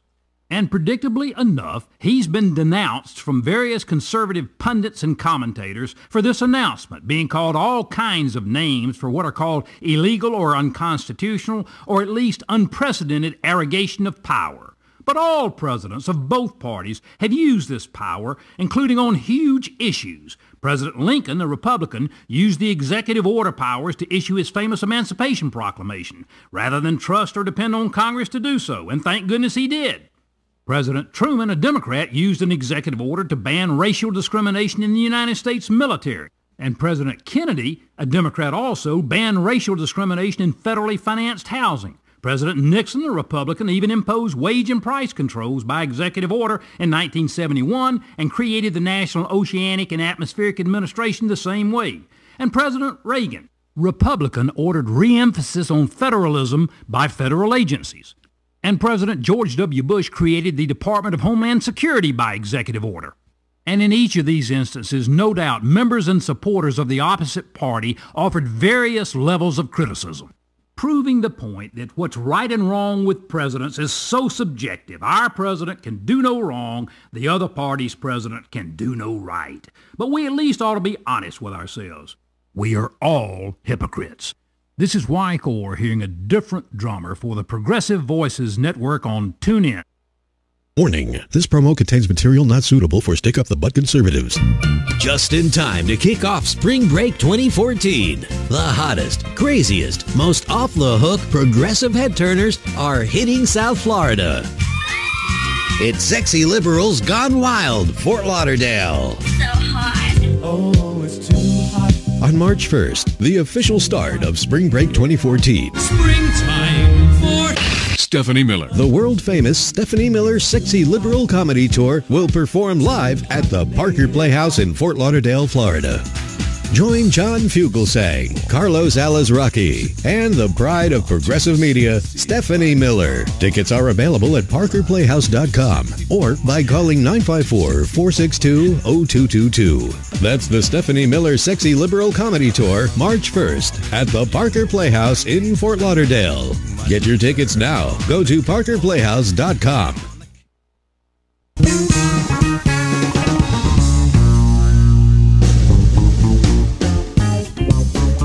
You're listening to Talking Left with Danielle and Shano. Welcome back to Talking Left with me, Danielle and Shano. Hope everybody out there is having a great morning, and thank you wherever you are listening. Please be sure to connect with us over on Twitter at Talking Left and Facebook.com/Talking Left. We like to hear your comments or read them, I suppose is better stated. I always do that. Yeah, it's fine. Yeah. Some big news this week out of Congress that actually made me happy. Yeah. It doesn't happen very often. And I'm not even talking about the clean debt limit vote. We're going to talk to Justin Duckham about that in a little while. Right. The Democrats in the House and even a couple in the Senate are saying they are sick and tired of waiting on Republicans. and House Democrats at their annual retreat, which One Republican in particular, yes, the one who is very orange. Yeah, and because of pressure from the extreme right of his caucus, is not bringing certain things to the floor. Right. So Democrats announced that they are going to push for a discharge petition, and that is a pretty rarely used tactic where the Democrats essentially go around collecting signatures, and if they get enough of them, the majority, they can bring a bill to the floor for a vote without going through John Boehner and without going through committees. That the secret place where lots of bills go to die. Yeah. I think this is a great idea because it is a public way of showing who is and is not in support of. The two issues are there's two issues. Why don't you go ahead? What are they? They're going to start with minimum wage. Yes, very popular. Yes, and then move on to immigration reform. There you go. Now, Democrats are not fooling themselves. No. They know that this is a difficult way to bring legislation forward. You need more than half of the House to sign this petition, which means they will need at least 18 Republicans. Right, and typically, you're even if you are a Republican in support of raising the minimum wage or immigration reform, to break with your party and side with Democrats is that's the mortal sin, the political mortal sin. But on the other side, this is a situation where it has to bring this information out when you're running for re-election or for election. You bring out the discharge petition at every single event you have. Right. At the debate, you bring it out, and your opponent, who's a Republican, are you willing to? If they're in Congress, are you willing to sign this now? If you are running for Congress, are you willing to sign this when you get in? If you were to win this election and beat me, right? Put them on the spot. What Republicans are going to do, I can already foresee this. All right, is they're going to conflate signing this petition with a vote to approve immigration or a vote to approve a minimum wage increase. They're trying to jam it through without any debate. Exactly, jam it through without any debate. Signing this petition only means that the legislation actually comes to the floor. Right. That's all it means. Right. It means that the American people get a vote on issues that they care about, where they have the opportunity to see their representative, right, and judge where their representative stands on these issues. But it will not be easy. Just like we were saying, you look at a Republican like Charlie Dent from Pennsylvania. Okay. He is what some would consider a moderate compared to moderate is a relative term nowadays. Right. It always is, but even more so now. Right. But he supports moving forward on immigration, supports a lot of other reasonable issues. But even he comes out and flatly says he would not sign a discharge petition. And think about this, is that how did they beat Scott? How did Scott Walker win the recall election? He did it by saying, I don't know, you like, how are these two connected? Because they attacked the process. They said, this is the wrong process. We don't like doing these types of things. So they're going to attack the process of the petition, not the policy behind it. Right. That will be the Republican response. That's exactly what it's already started. Charlie Dent. This is not a way to do things. Exactly. It means you're putting a thumb on the eye of the speaker, not just in this issue, but any issue. You're essentially handing control of the floor to the minority party. Well, yes, because the majority party won't get anything done. And the minority party got less votes in the last election. Just more votes. The minority party got less votes last election. Republicans. I'm sorry. You're right. I'm getting reversed. Yeah. No, Republicans didn't get as many votes as Democrats. Exactly. There. Democrats got 1.5 million more votes in the House than Republicans, yet Republicans, because of gerrymandering, still held on to the House. I think this is a great way that people can get involved in. It's very clean cut. It's very simple, where you can call your representative every day. Yeah. You can write, you can email. If you're nearby, you can show up at their office and ask them if they have signed the Democrats' discharge petition on minimum wage, and if not, why, and let them know that you will be remembering this in the next election, that you will be telling your friends about it, you will be posting it on social media, you will be making this the big deal that it is, that they are helping to obstruct a simple vote on legislation that Americans care about. And, stick them to the wall on it. Let them know that you're watching every single day until all we need to do is get 18 Republicans who have that much concern for their constituents, who have that much of a soul left, that they will be embarrassed by their actions. That's all we need to get. And I think we can get 18 Republicans. I think we can. Or we can get a Democratic majority next time around. Hey, even better. There you go. Anyhow, we got to run to a break, and we are going to come back with John Fugelsang of the Sexy Liberal Comedy Tour. Check it out at sexyliberal.com and get your tickets before they're gone. We'll be right back here on Talking Left. Stick around. So, who is responsible for these outrages? It's Talking Left with Danielle and Shano.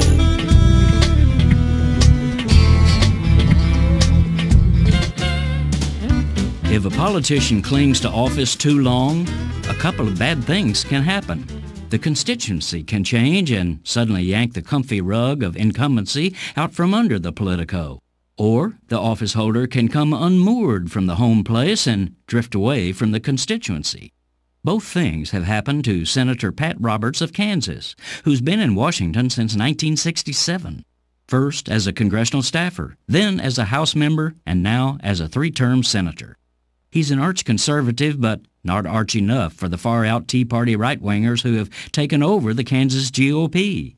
Even worse than the change in the home base constituency, however, has been Roberts' own absence from home base. It turns out that the senator from Kansas doesn't actually, live there. Instead, he and his wife have lived in a Washington suburb for years. While a house in Dodge City is listed as his official residence, it's a rental property he owns and he never lived in it. When Roberts does do an overnighter in the home state, he stays in hotels or with a couple of campaign donors whose home is on a country club golf course. Now facing a far-right Tea Party challenger, Roberts has not only skittered to get even more righter than the challenger, but he's also scampering around the state as Super Kansan. He's begun paying $300 a month for his room in that country club house and now lists it as his official residence. And suddenly, he's everywhere, having visited 72 of the state's 105 counties in the past year. No doubt he'll be riding a wheat thresher singing the state song and wearing a straw hat with tea bags hanging from it before this election is over. This is Jim Hightower saying, who does he think he's fooling? If your political principles are that malleable and your sense of place is that mobile, you're probably only representing yourself and shouldn't be elected to anything. If you like these feisty pops of populism that Hightower zings out on the airwaves, check out the Hightower Lowdown.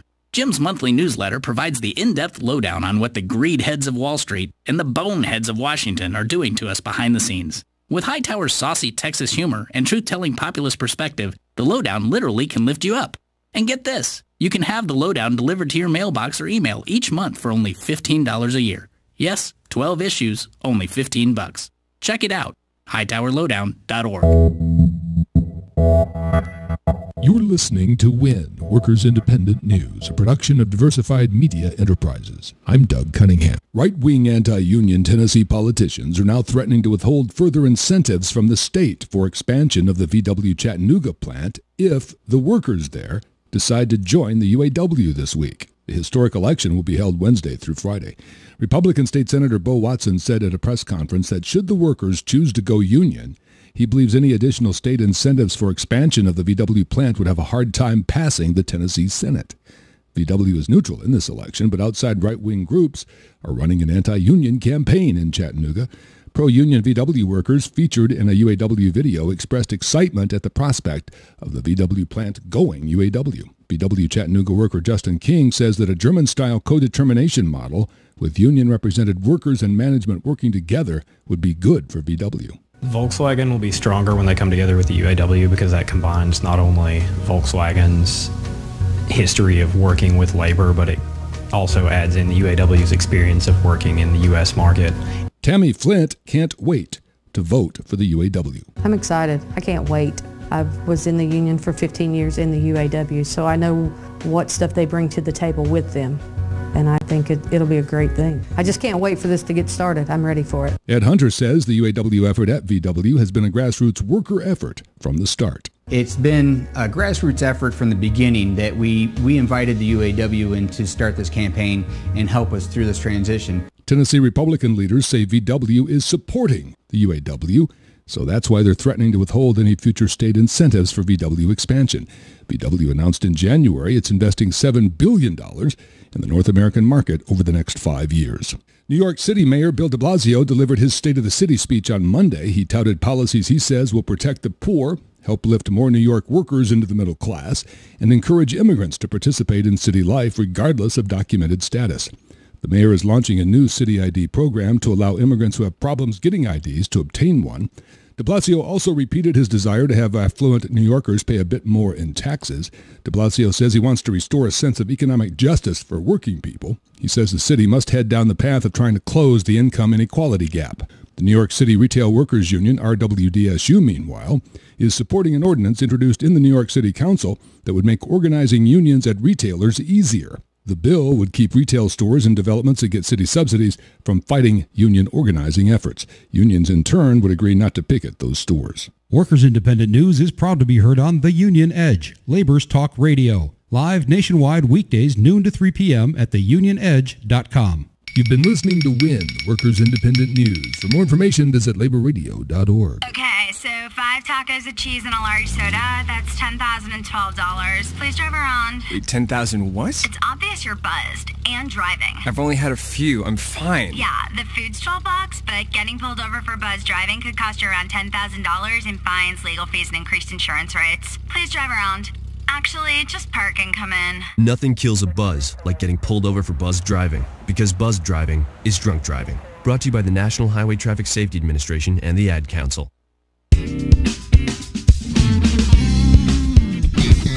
You're listening to Talking Left with Danielle and Shano.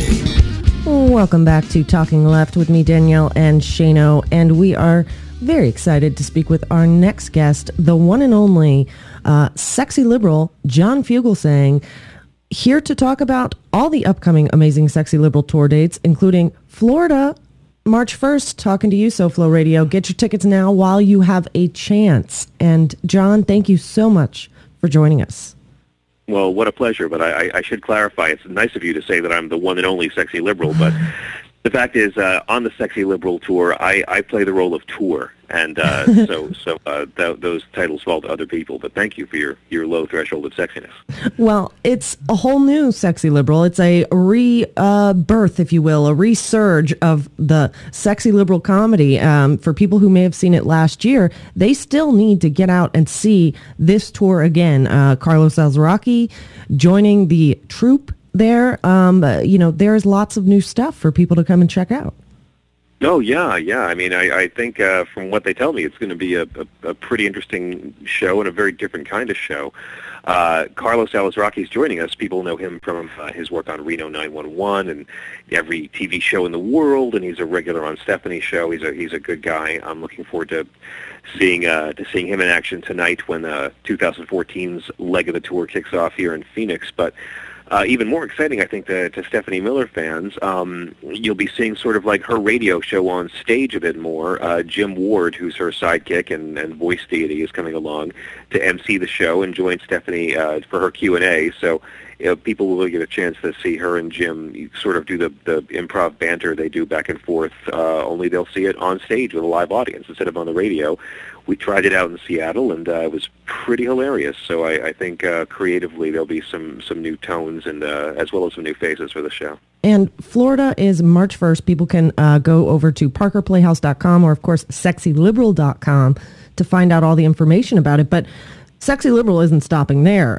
Chicago, there are so many dates that have already been announced, and I know there's more to come. Regardless of where people are listening, they need to check this out, right?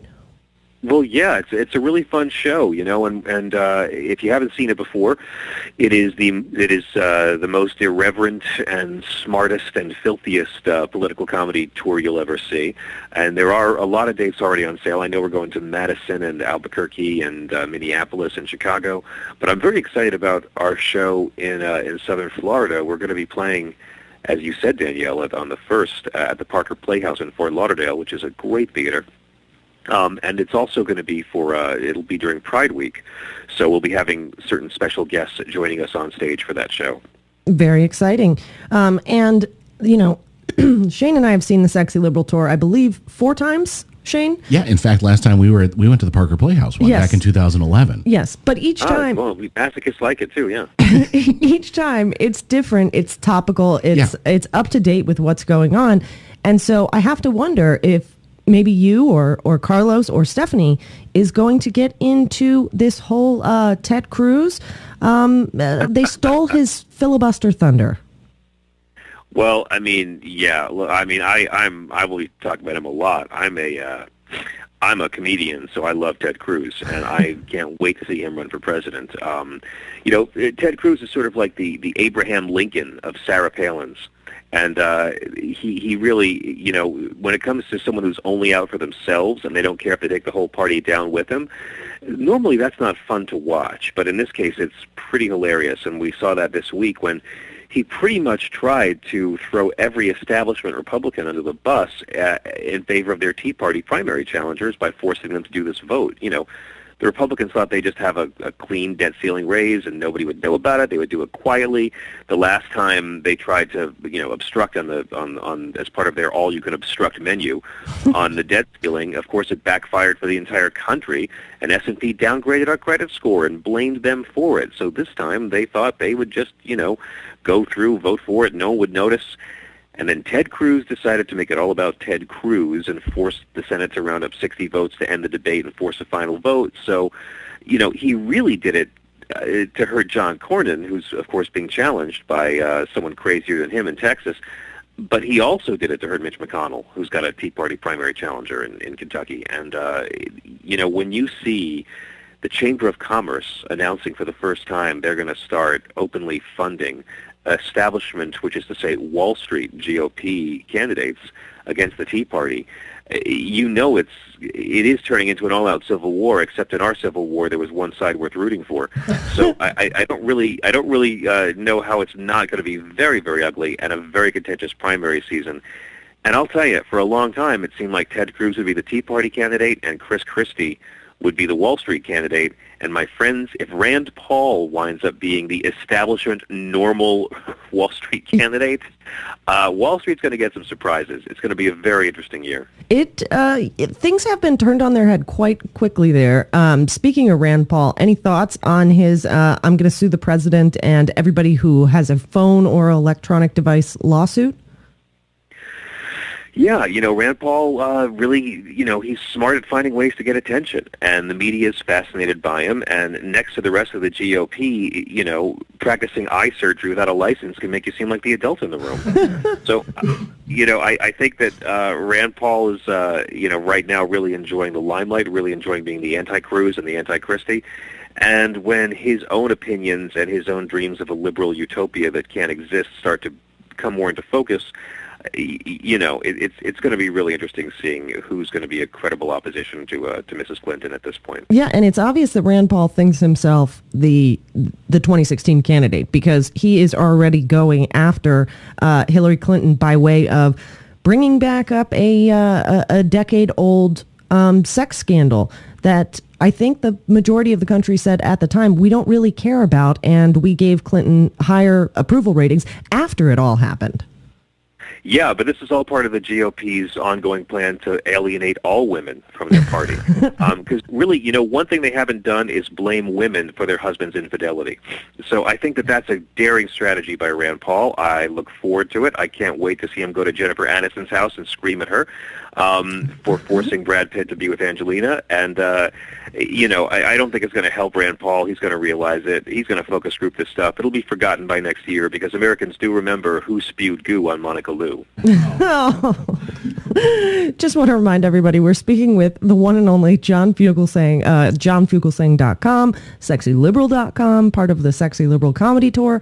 John, you have too much stuff to plug here, and I want to also remind anybody just tuning in down in Florida that you only have a couple of weeks to go and get your tickets before they are sold out at Parker Playhouse to see Sexy Liberal live and in person in Fort Lauderdale. That's going to be a crazy show. Judy Tenuta is joining our panel for that show, which will be a real riot. I've loved her for years.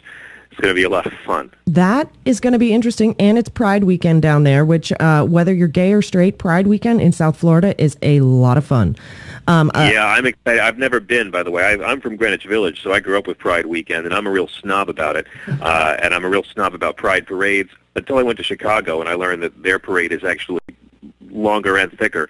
But, it's Miami. It's South Florida, and it's going to be a real party for all LGBT folk and their cool straight friends. And it's actually timed perfectly to kick off the beginning of spring break, because what Sexy Liberal Comedy Tour definitely needs is more drunken college students, right? Exactly. Yeah. I mean, look, it's a real fun show. For me, it's a great chance to be able to go on the road and perform the kind of material that gets you banned from the clubs that pay. But, what I like about this show is that people love political comedy, and there's a reason why Americans trust political comedians more than they trust journalists or politicians. I mean, if it's not funny, if it's not true, it's not going to be funny. And, by the end of the play, the only guy King Lear trusts is the fool. Yet, if you go to your local comedy club over at Chucklehead's Yuck Hut, you're not going to be able to hear too much political comedy, and far too many clubs are dens of misogyny and homophobia and bad jokes. So, we really wanted to bring a political comedy tour out there for people who love Daily Show and Bill Maher, but who, for whatever reason, are afraid to have an Obama bumper sticker on their car when they go to their job or their church.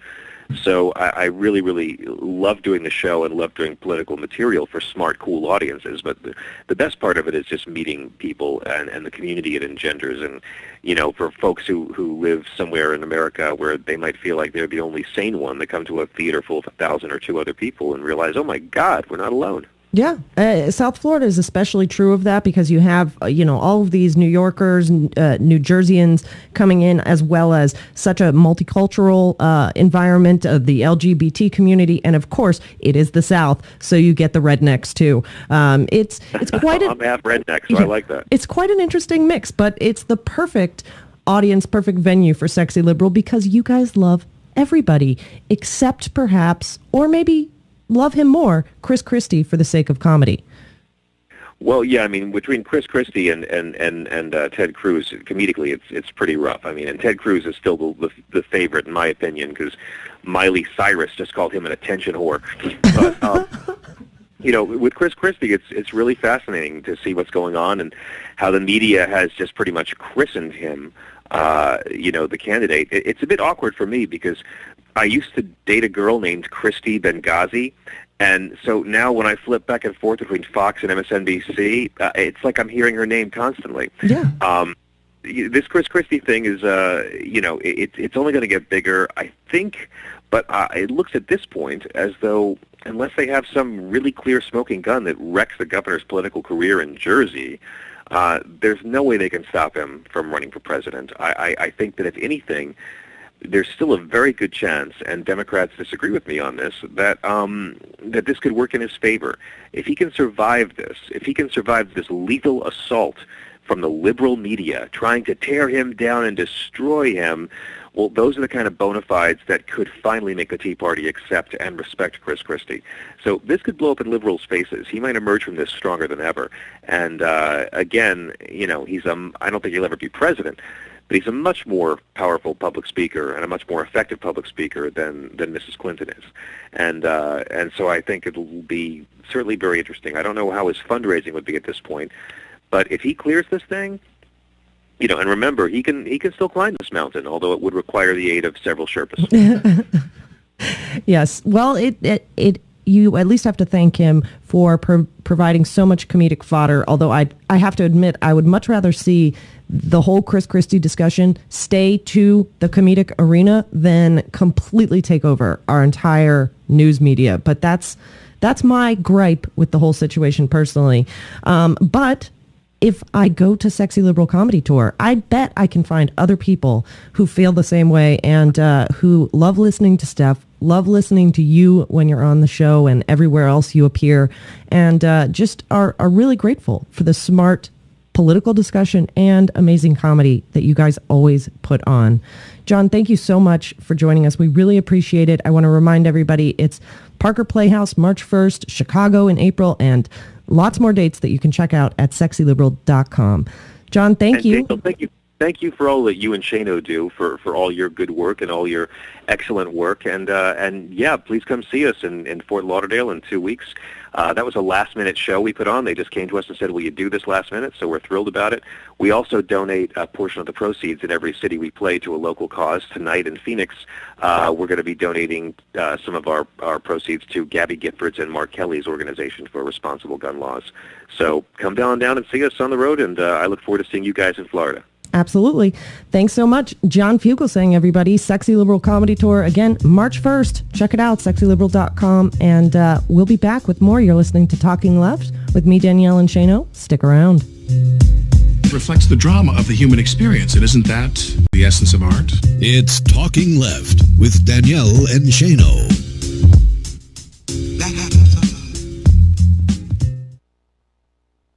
Filter-free radio. Filter-free radio. Filter-free radio with Jacob Dean and Skeptical Scott. Jacob Dean. With Jacob Dean and Skeptical Scott.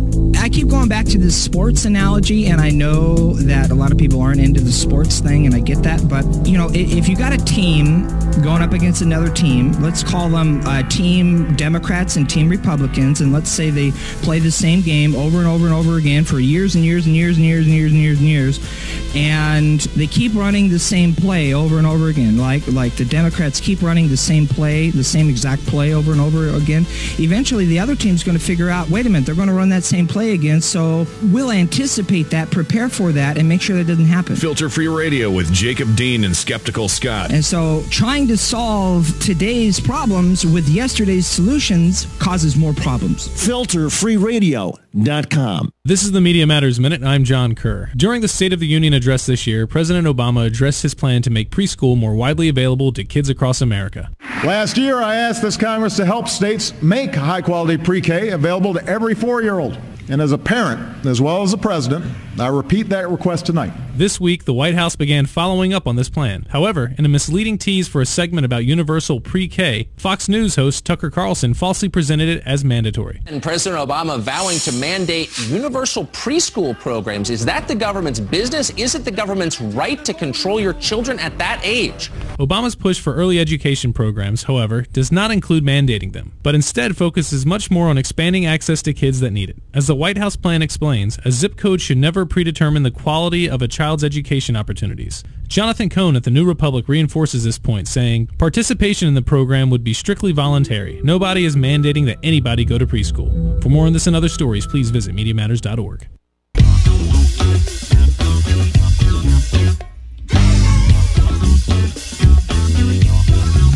You're listening to Talking Left with Danielle and Shano. Welcome back to Talking Left with me, Danielle and Shano. Big thanks to John Fugelsang of the Sexy Liberal Comedy Tour. More information at sexyliberal.com and johnfugelsang.com. And follow him on Twitter. He is hilarious. Every time we have him on, I always mention his Twitter account. Yeah. So I didn't this time just because he's tired of hearing it. But you're going to hear it again. His Twitter account is hilarious. My brother is on Twitter solely to follow John Fugelsang. I don't blame you. you. He has told me that. Definitely a worthy reason to be on Twitter. Speaking of Twitter, thank you to Norman Goldman for following it. Very cool. Progressive Voices talent. Mm-hmm. You know, we're on Progressive Voice. He's a Progressive Voices talent. Note the difference there. There's a difference in terms of the names, but yes. Yeah. And in fact, my brother always listens to Norman too. Yes, yeah. Well, it's a great show. Yeah.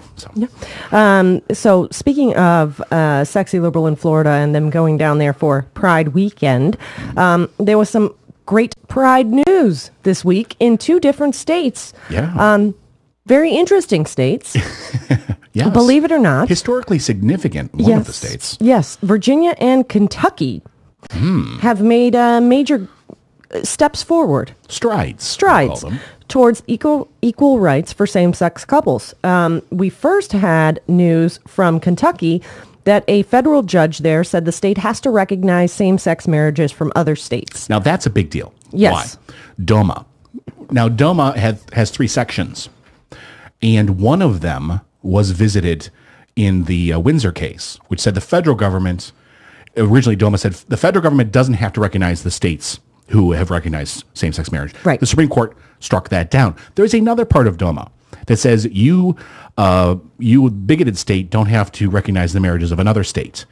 And the Kentucky law, the Kentucky ruling actually goes to that other part of DOMA, which I guess is still out there and still, X state can discriminate against Y state's married couples.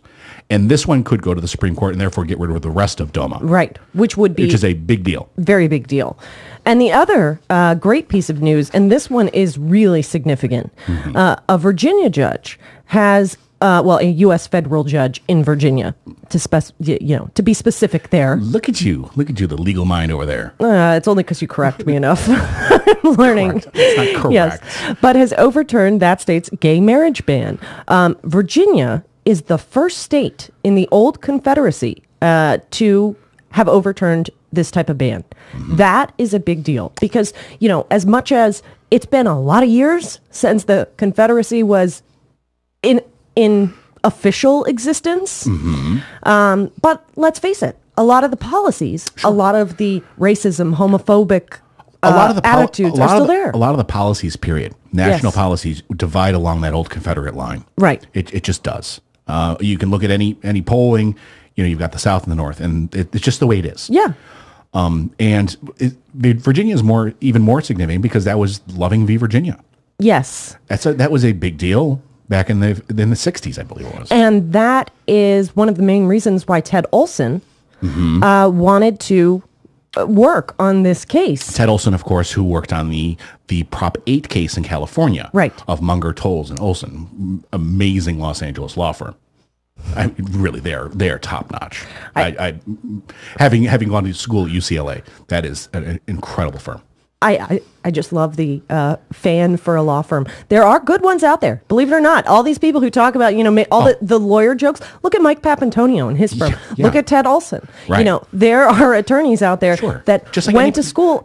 Just like any profession, right. You're going to have, in certain professions get a bad rap. Right. Now, both of these cases will probably be appealed. And, same-sex marriage advocates are actually trying to push this towards the Supreme Court, which is scary given the makeup of the current Supreme Court. Right. But, think about this. When the DOMA case came down, there was that ruling. Now, every single federal, I can't think of one that went the other way. Every single federal decision in this area has gone in favor of equality. Think about that. Yes. Now, DOMA was a states' rights case.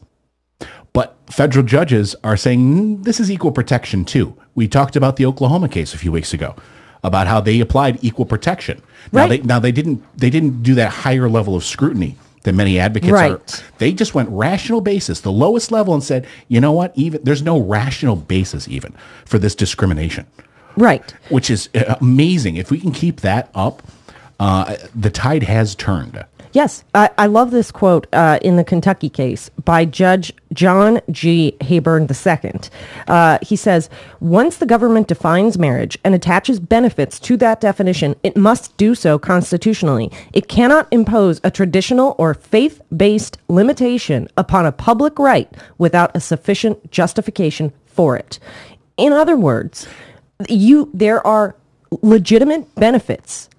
Financially, legally, to being married. Absolutely. And you cannot define those benefits. You cannot, and only apply them to certain people. That's the basic equal protection argument. That if you give benefits to one group of people, you can't deny them to another group of people unless you have in this case, a rational basis for that. And there is none. Right. So, bingo. And I haven't read this case, I'm sorry, but I know the Oklahoma case went straight through all these arguments we've heard. Now it hurts families and children should be in this type of, and all of the nonsense, and said they are nonsense. Yes.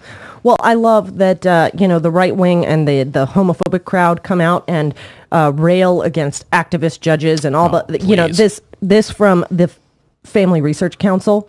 Our nation's judicial system has been infected by activist judges, which threaten the stability of our nation and the rule of law. Dun, dun, dun. They only call them activist judges when they don't like it. When they don't like the ruling. But Judge Hayburn? Yeah, go read Ian Millhiser's article on the Federalist Society, and then you'll know about activist judges. Right, but Judge Hayburn essentially addressed that point directly. Oh, did he really? Yes. Cool. He said, in addressing, one judge being able to overturn the will of the people, he said initially that decision typically rests with one judge. Ultimately, other judges, including the justices of the Supreme Court, have the final say. That is the way of our Constitution. Right, because you can't jump right, show up at the Supreme Court and say, "Hey, I'm here." Right. Let's talk about DOMA.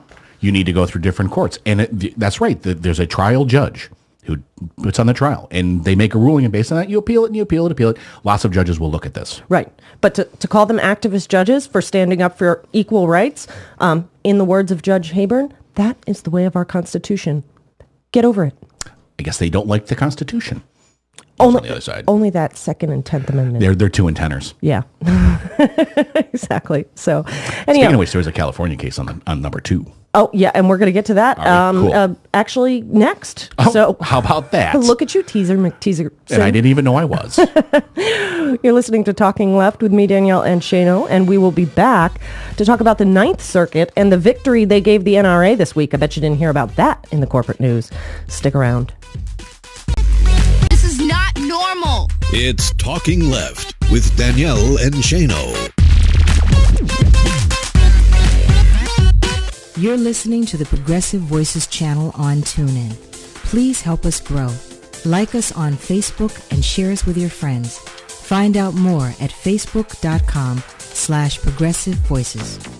It's Thursday, February 13, 2014. So we ran to the window and looked out, and all we saw was just a big ball of fire. Fossil fuels are booming in the U.S., literally, with more new explosions this week. The interstates clogged with cars that had nowhere to go. Extreme winter weather again cripples a southern American city. Without a concerted national resilience effort, the trend is likely to continue. Extreme weather is extremely expensive. Plus, the Winter Olympics are feeling a lot like the Summer Games. Yep, climate change is coming for your Winter Olympics. All of that and more straight ahead. From BradBlog.com, I'm Brad Friedman. And I'm Desi Doyen. Stand by for 6 minutes of independent green news, politics, analysis, and snarky comment. So to be clear, it is right now colder in Florida than it is at the Winter Olympics. Yeah, I got no real snarky comment here. I just wanted to repeat that point. This is your Green News Report.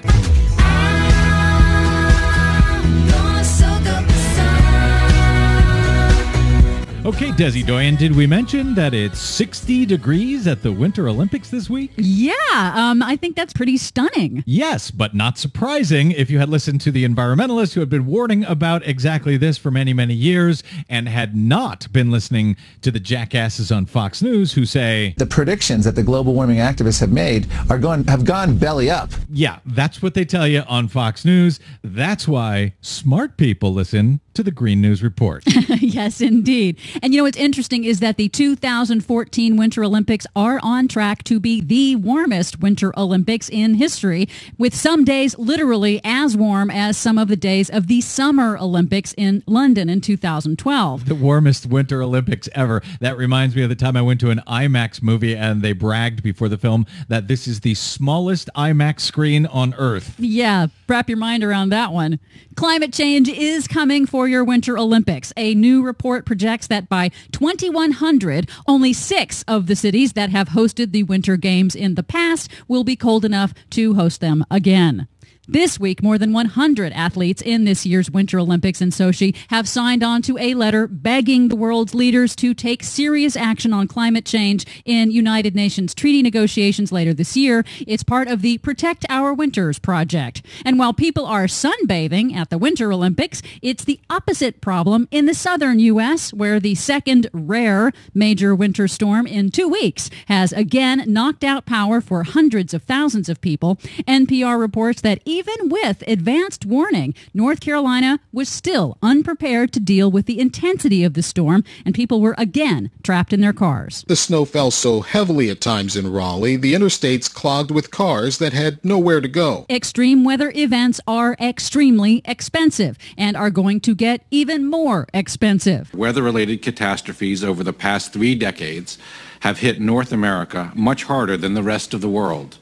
Total economic losses in the United States totaled approximately $1.15 trillion over the last 30 years. Investment today will help us save billions in the future. That was David Heyman, Assistant Secretary of Policy at the Department of Homeland Security, at a Senate hearing on Wednesday entitled Extreme Weather Events, the Cost of Not Being Prepared. He warned Congress that extreme weather disasters are projected to increase and intensify with climate change, so we must invest now for resilience in the nation's infrastructure and disaster response. Yeah, we're not going to do that. What else you got? Worse, a new report by the Government Accountability Office warns that future impacts of climate change will cost the U.S. another $1.2 trillion over the next 30 years. Which part of we don't care, we're not going to do anything about it did you not understand? Meanwhile, fossil fuels are booming in the U.S., literally. House shook and everything lit up like daylight, so we ran to the window and looked out, and all we saw was just a big ball of fire. Ground shook, the windows shook, everything was shaking. It sounded like, I don't know, maybe 25 or 30 jets just doing a low flyover and just...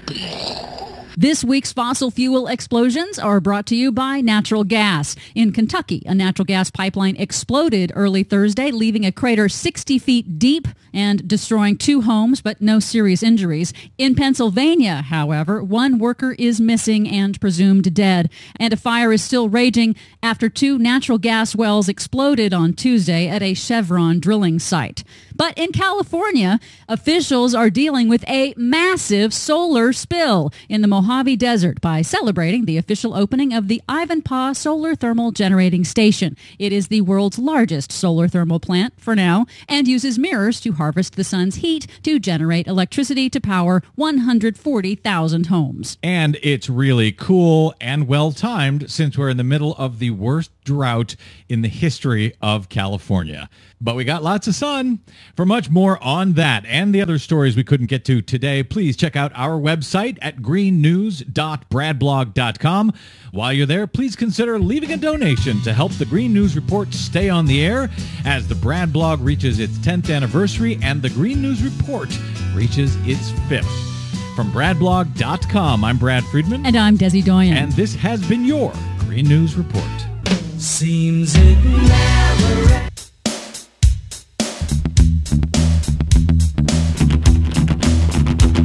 Broadcasting live from Washington, D.C., this is Talking Left with Danielle and Shano.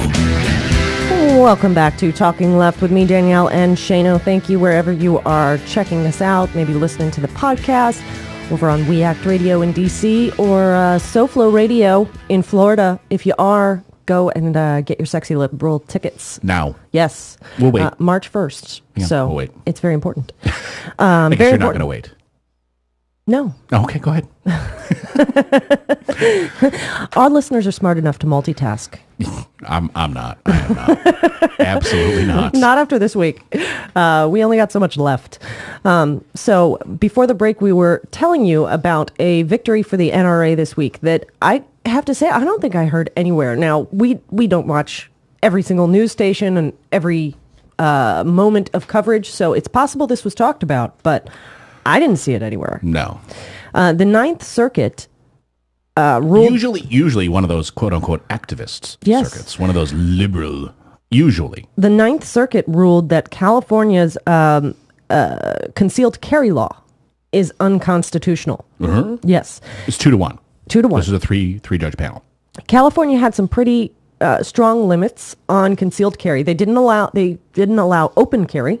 Mm-hmm. And the concealed carry, essentially, gun owners had to show a reasonable cause for needing to carry a weapon, like carrying cash around, carrying cash or jewelry, or you're a security guard. You had to have a reasonable reason to have a weapon on you at all times. A concealed weapon, right? And the Ninth Circuit said that is unconstitutional. The case was Peruta v. County of San Diego. And this ruling was just on February 13th.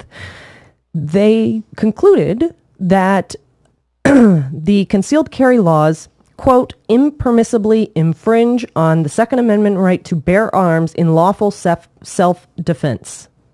That was a mouthful. Yes. Essentially because there's a write-up by Eugene... Now, I wonder if these are activist judges, according to the right. According to the Family Research Council? I'm sure they just love them. Because this is a 10ther. Think about this. Why can't California, under the 10th Amendment, dictate their own rules?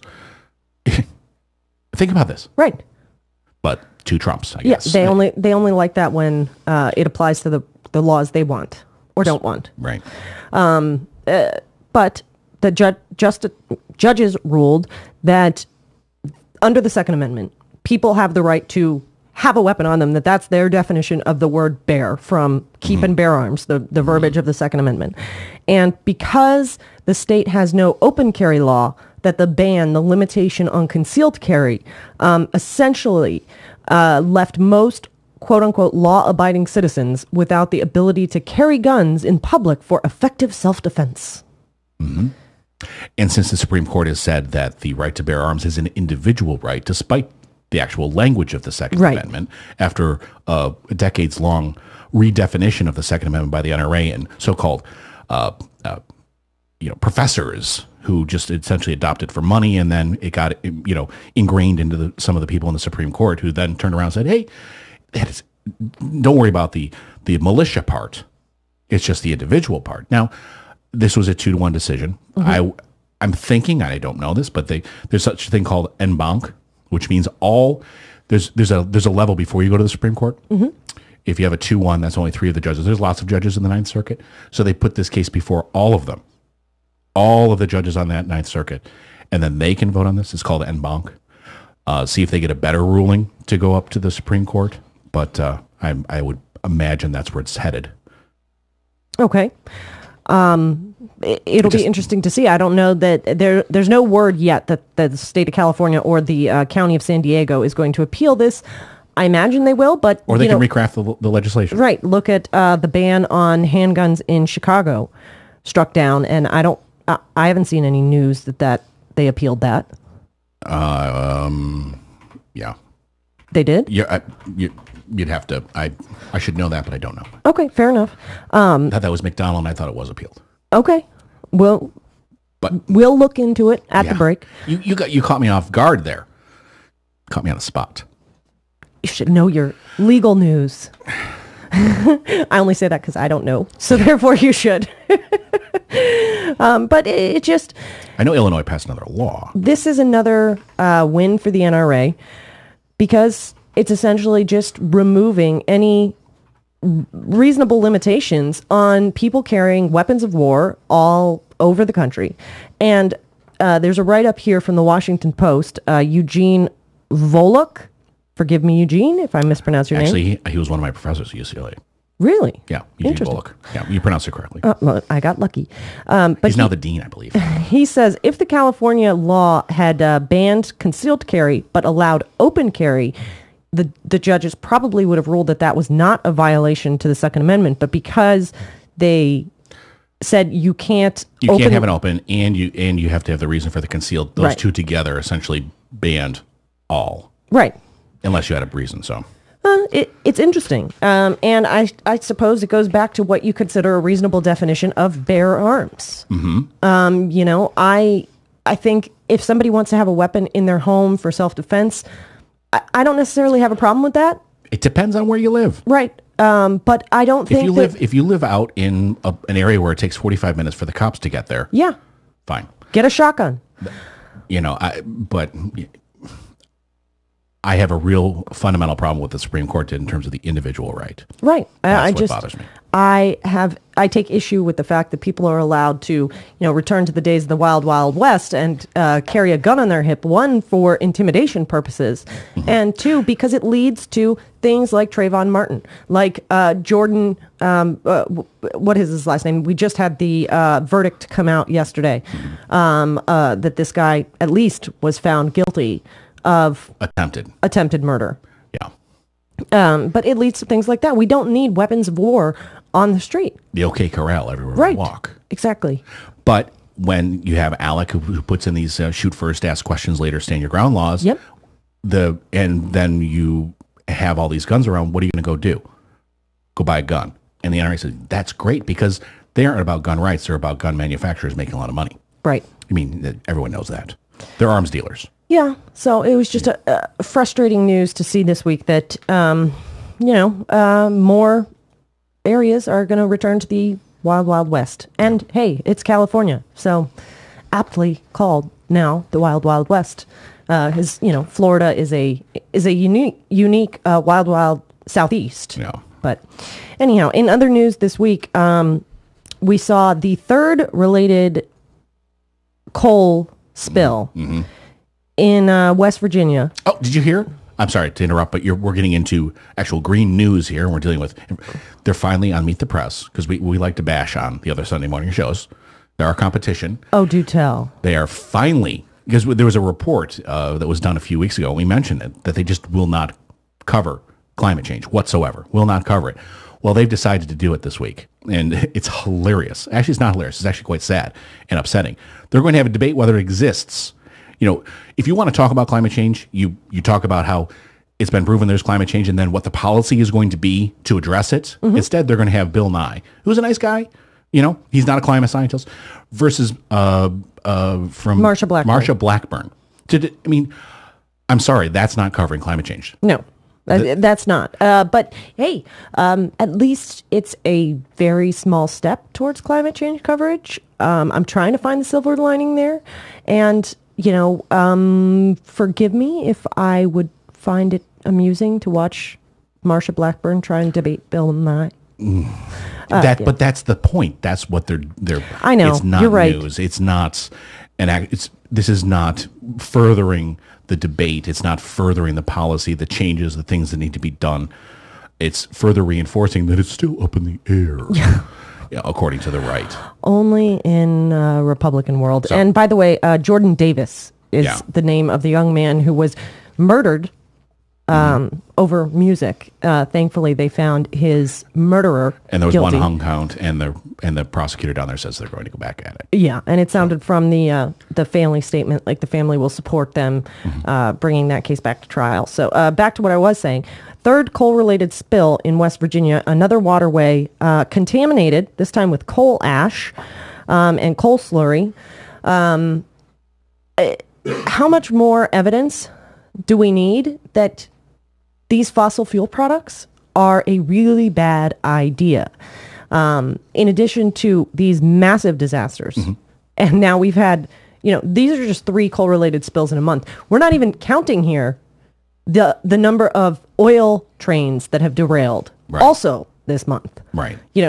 Which is the argument for the Keystone, which I don't quite get, but. Right. But that subject, the fact that these fossil fuels lead to climate change. I wanted to point out some information that Snorky, our resident genius, listener and chat room and friend and rocket scientist, says that because of these, climate change induced superstorms, super snowstorms, the drought we're experiencing, that our nation needs to get ready for some very significant floods. That's right. When all this snow is melting. And he put up he sent us some very important information that's at water.weather.gov. And it's something that he said, even in this area. As all this snow melts, the water's got to go somewhere. Right. And there's a lot of it. Right. All that moisture that's in the air, because there's more moisture in the air now, that's fallen to the ground, will then turn into floods. So hopefully, it's gonna be a tough spring. Yeah, it's going to be a tough spring. It's already been a tough winter, and then you have areas, areas like the Elk River, the Dan River, and now this third spill in West Virginia, just trying to cope with massive spills of toxic substances. Let's hope that they don't have to deal with massive floods on top of it. They have been hit hard enough. I agree. Although I don't doubt Snorky. He knows his stuff. He does. He does. So anyhow, we have lots more in store. We're also going to speak with Justin Duckham of the Talk Radio News Service in just a few minutes. We're trying to get through all of our stories this week. There's just so much to cover that hopefully we'll get through the rest of it. You're listening to Talking Left with me, Danielle, and Shano. Stick around. Yeah, sorry about that. The show's gotten a little lowbrow. What are you talking about? It's like the most hilarious show ever. It's Talking Left with Danielle and Shano. Filter Free Radio. Filter Free Radio. Filter Free Radio with Jacob Dean and Skeptical Scott. Jacob Dean. With Jacob Dean and Skeptical Scott. A sense of responsibility. I think that's one of the big things that separates the innocent child from the adult that knows better, is the sense of responsibility. And I know that none of us really like to take on more responsibility, because most of us, we don't like to do anything. We like to sit on our ass and not be responsible for anything. I don't like responsibility. Exactly. But here's the problem.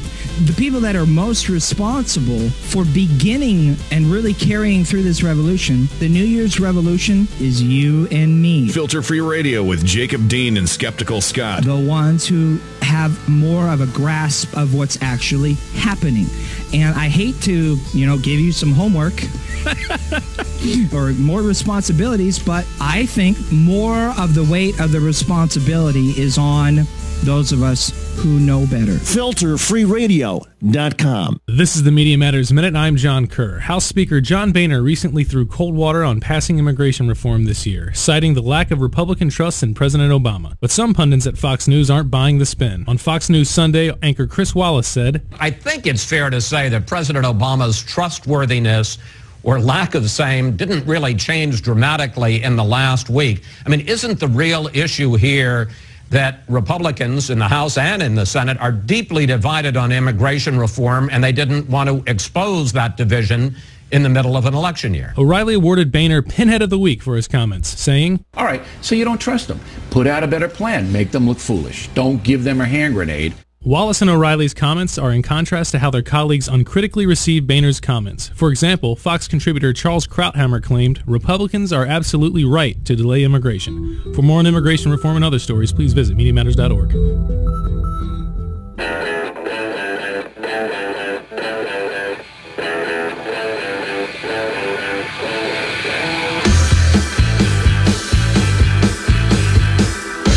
Listening to Talking Left with Danielle and Shano. Welcome back to Talking Left with me, Danielle and Shano. Just minutes away from speaking with Justin Duckham, the chief Washington correspondent for Talk Radio News Service, and one of our good pals that we love to chat with. Yeah. Some other news that I don't think got enough coverage this week, and is personally close to heart for me because of where it's coming from, is the Florida Republicans' flat-out assault on voting rights in a single week, or a couple weeks here. First, the Secretary of State denied, Ken Detzner, denied the request to use a student union at University of Florida to allow college students to vote. Now, we all remember back in 2012, that some people in Florida waited 8, 9, 10, 12 hours. You remember waiting a lot longer yourself. Yes, to cast a ballot. And so it's pretty common sense that the state needs more voting locations, needs to streamline the voting process. But instead, they want to make it even harder for college students to vote. Now, the ridiculous reasoning that Ken Detzner gave was that the student union didn't fit in the list of quote-unquote eligible early voting sites, which they defined last year. That list includes fairgrounds, government-owned community centers, convention centers, stadiums, courthouses, civic centers, and community commission buildings. Now, a student union at a public university, in my opinion, would qualify as a government-owned community center or a civic center. It's, not a real stretch of a definition. So it just seems perfectly clear that Florida Republicans just don't want young people to vote. Because guess what? Young people do not support their anti-worker, anti-woman, anti-minority, anti-environment, anti-healthcare stances on so many issues. And guess who else doesn't support many of the issues that the Republicans in Florida go after? Minorities. So, here we go. In a single week, Florida Republicans decided to close 1/3 of the precincts in Manatee County. Those precincts that they closed, just so happened to be in minority districts. Shocking. I'm so surprised by that. Yes, and this came from the supervisor of elections, Mike Bennett, who in 2011, when he endorsed the states enacting more extreme voting laws, this is an exact quote from him. "I wouldn't have any problem with making it harder, parenthetically, to vote. I would want them to vote as badly as I want to vote. I want the people of the state of Florida to want to vote as bad as the person in Africa who's willing to walk 200 miles. This should not be easy." Wow. That is amazing. Is an exact quote from Mike Bennett. That's who enacted this law, who called for a third of precincts to be closed. Now, huge public opposition to closing these. What a contorted view of voting. Right. And the interesting thing is we watched the last go around with these voting suppression acts, and there's a social psychology behind what happened, and we actually called it a lot before other people, but and everyone got it, that the harder you make something to get into, this is the old, like, getting into the Marines or the fraternities or whatever, that the more hurdles you have to go over to get to it. In our brains, the way we're wired, the more we want it. The more you're told you can't, right, the more you can. I want the cookie on top of the refrigerator. So as he makes it 200 miles to walk, more and more, he's actually going to induce people to fight harder.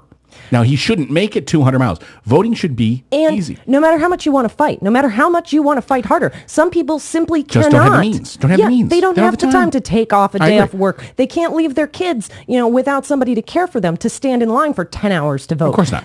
Some people are elderly. They simply cannot physically stand there. So economically, no matter physically. how much they want to fight, it's still going to impact voter turnout. But it's backwards in two ways. One, that it's going to induce more people to fight harder, those that can, and right. Two, it's contrary to the way voting should be. Right. Well, I find it interesting that the worst of these policies, the most blatant, anti-minority, anti-youth, laws trying to keep these people from voting are in swing states. Of course.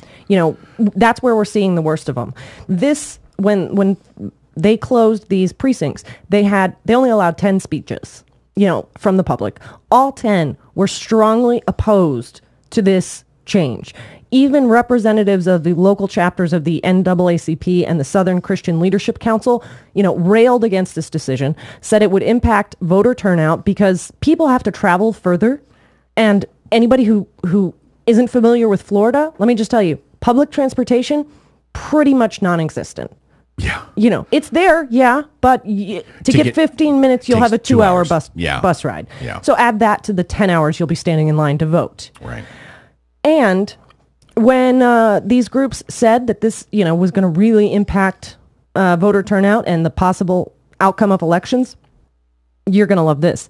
Bennett assured the commission that if lines are even longer in 2014 as a result of these changes, he would ask them to revisit the decision in 2015. After the election. After the election. Isn't that nice of him? After we've got more seats, and then we have more people who say, nah, it worked just fine because I'm here now. Right. Wow. I mean, that is just blatant. Yeah. This is why we need, Eric Holder has gone after Texas and North Carolina for violating the remaining portions of the Voting Rights Act. He needs to go after Florida, too. Yeah. I know he's probably got a lot of balls in the air. Yeah. But this is very important. And denying people the right to vote this blatantly? Yeah. Let's make it as hard as possible. But only for young people and minorities. Gee. You got to want it. Who are you going after there? The few, the proud, the few that can stand in line for 10 hours. They should be ashamed of themselves. They have no shame. Apparently not. Not to sound like, have you no shame? Well, I didn't mean sorry. to actually echo that. But. Yeah. I imagine that there's some great coverage of this at the Brad blog, bradblog.com. So, we do our part trying to tell you about it, but I'm sure there's detailed information that's like, really intelligent and great coverage over at the Brad blog. On their 10th anniversary. Yes. And remember, they have a new stream on iTunes. So if you were previously subscribed to their podcast, on iTunes, you have to go and subscribe again to their new stream and give them new ratings. Yeah. Just want to support, Brad and Desi. We love them. Yep. And they are fighting and talking about these issues year round. So, little shout out there. We're going to be back with Justin Duckham of the Talk Radio News Service to talk about the infighting and John Boehner in the GOP. We'll be right back here on Talking Left. Stick around. Everyone expected just a piece of fluff, but we wanted to do something important. You know, issue stuff. It's Talking Left with Danielle and Shano.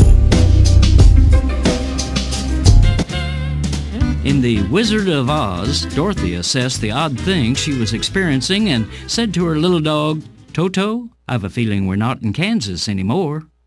Lately, Senator Pat Roberts has gained a new understanding of what Dorothy meant. The Kansas Republican has been in the U.S. Senate for 18 years and was in the House for 16 years before that. So he's been away for a long time. And now that he's running for another 6-year Senate term, Roberts has learned that the Kansas he thought he was from, a state of relatively moderate Eisenhower-style Republicans, has become the political land of right-wing Oz. A rabidly extremist, coke-headed Tea Party Republicanism has taken hold of the GOP's primary process and blown out the moderates. The upshot for Roberts is that Republican voters are now hard-right, howl-at-the-moon lunatics who demand ideological purity over everything else. Worse for Pat, they've put up one of their own to run against him in the August primary. But by gollies, the senator is fighting back. Unfortunately, not by standing on principle and refusing to be intimidated by crazies. Instead, Roberts has put on his crazy pants, altered his beliefs, and is dancing like a fool with the ideologues. He recently opposed the farm bill he helped write. He joined the certifiably goofy Ted Cruz of Texas in the silly political stunt that shut down the government of the USA last October. And he even became part of the Tinfoil Hat Club by voting against a United Nations treaty to ban discrimination against people with disabilities. This is Jim Hightower saying, come on, Pat. You've been in Congress for 34 years. You're 77 years old, and you're getting a gold-plated pension for the rest of your life. Is 6 more years in the Senate really worth selling out people with disabilities? Not to mention selling out your own integrity? Need an antidote to the progressive blues? Want some good news about how grassroots folks are rebelling against the corporate powers and winning? Well, here's an easy-to-swallow pill for you, the Hightower Lowdown. Hightower's monthly newsletter will give you the lowdown, even as it lifts you up. It's 4 pages a month, jam-packed with facts you can use, actions you can take, and Jim's own Texas humor, all for only $15 a year. To become a lowdowner, go to hightowerlowdown.org. You're listening to WIN, Workers Independent News, a production of Diversified Media Enterprises. I'm Doug Cunningham. Have you heard about the Great Chicago Pension Caper? The Chicago Teachers Union says it's happening as Chicago Mayor Rahm Emanuel tries to negotiate with the union at the point of a gun. The Teachers Union says in the midst of these negotiations, Illinois State Senator John Cullerton is launching a salvo that could be the start of the Great Chicago Pension Caper. Cullerton is estimating future pension cuts for teachers. The Chicago Teachers Union says the city is threatening to lay off 3,000 teachers and raise student class sizes. The union vows to defend retirement security for educators in Chicago. The union says pensions are not gifts. They are earned through labor by workers who expect the money to be there as promised. The union says the pension problem in Illinois is a revenue problem, not an expenses problem. Chicago schools are making a budgeted pensions payment of $613 million to the pension fund by June 30th. But between 1995 and 2005, the Chicago district made no pension payments. Teachers and other municipal employees in Chicago are going to the Illinois State Capitol February 19th to, quote, encourage legislators not to raid their benefits while their wealthy corporate allies reap the financial benefits of their hard labor, end quote. Republican Tennessee U.S. Senator Bob Corker is urging VW workers in Chattanooga to vote against joining the UAW this week. Corker flip-flopped from his original public position, which was that the decision is in the hands of the workers, and it would be inappropriate for him to comment until they vote. UAW Region 8 Director Gary Castile says it's sad that when workers exercise their legal right to form a union, Tennessee politicians like Corker threaten the economic well-being of communities and businesses just because workers want to have a voice in the future of Volkswagen in Chattanooga. Castile says it's unfortunate that Senator Corker has been swayed by special interests from outside of Tennessee to flip-flop on his position on what's best for Chattanooga's working families.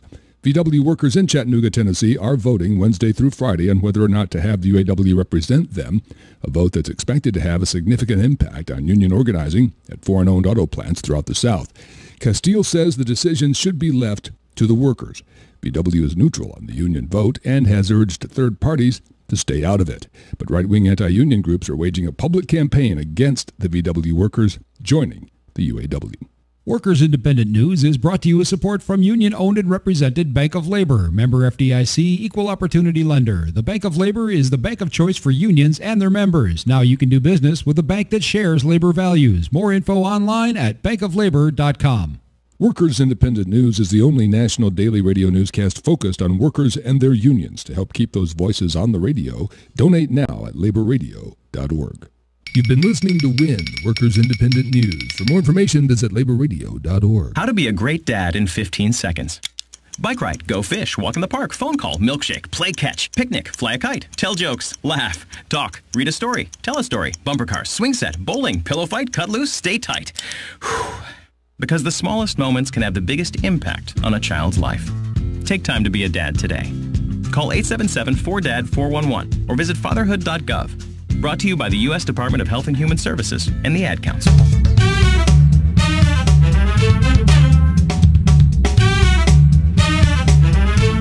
You're listening to Talking Left with Danielle and Shano. Welcome back to Talking Left with me, Danielle and Shano. Thank you wherever you are checking us out, SoFlo Radio, listening to the podcast, soon to be Progressive Voices, and of course, We Act Radio, 1480 AM in Washington, D.C.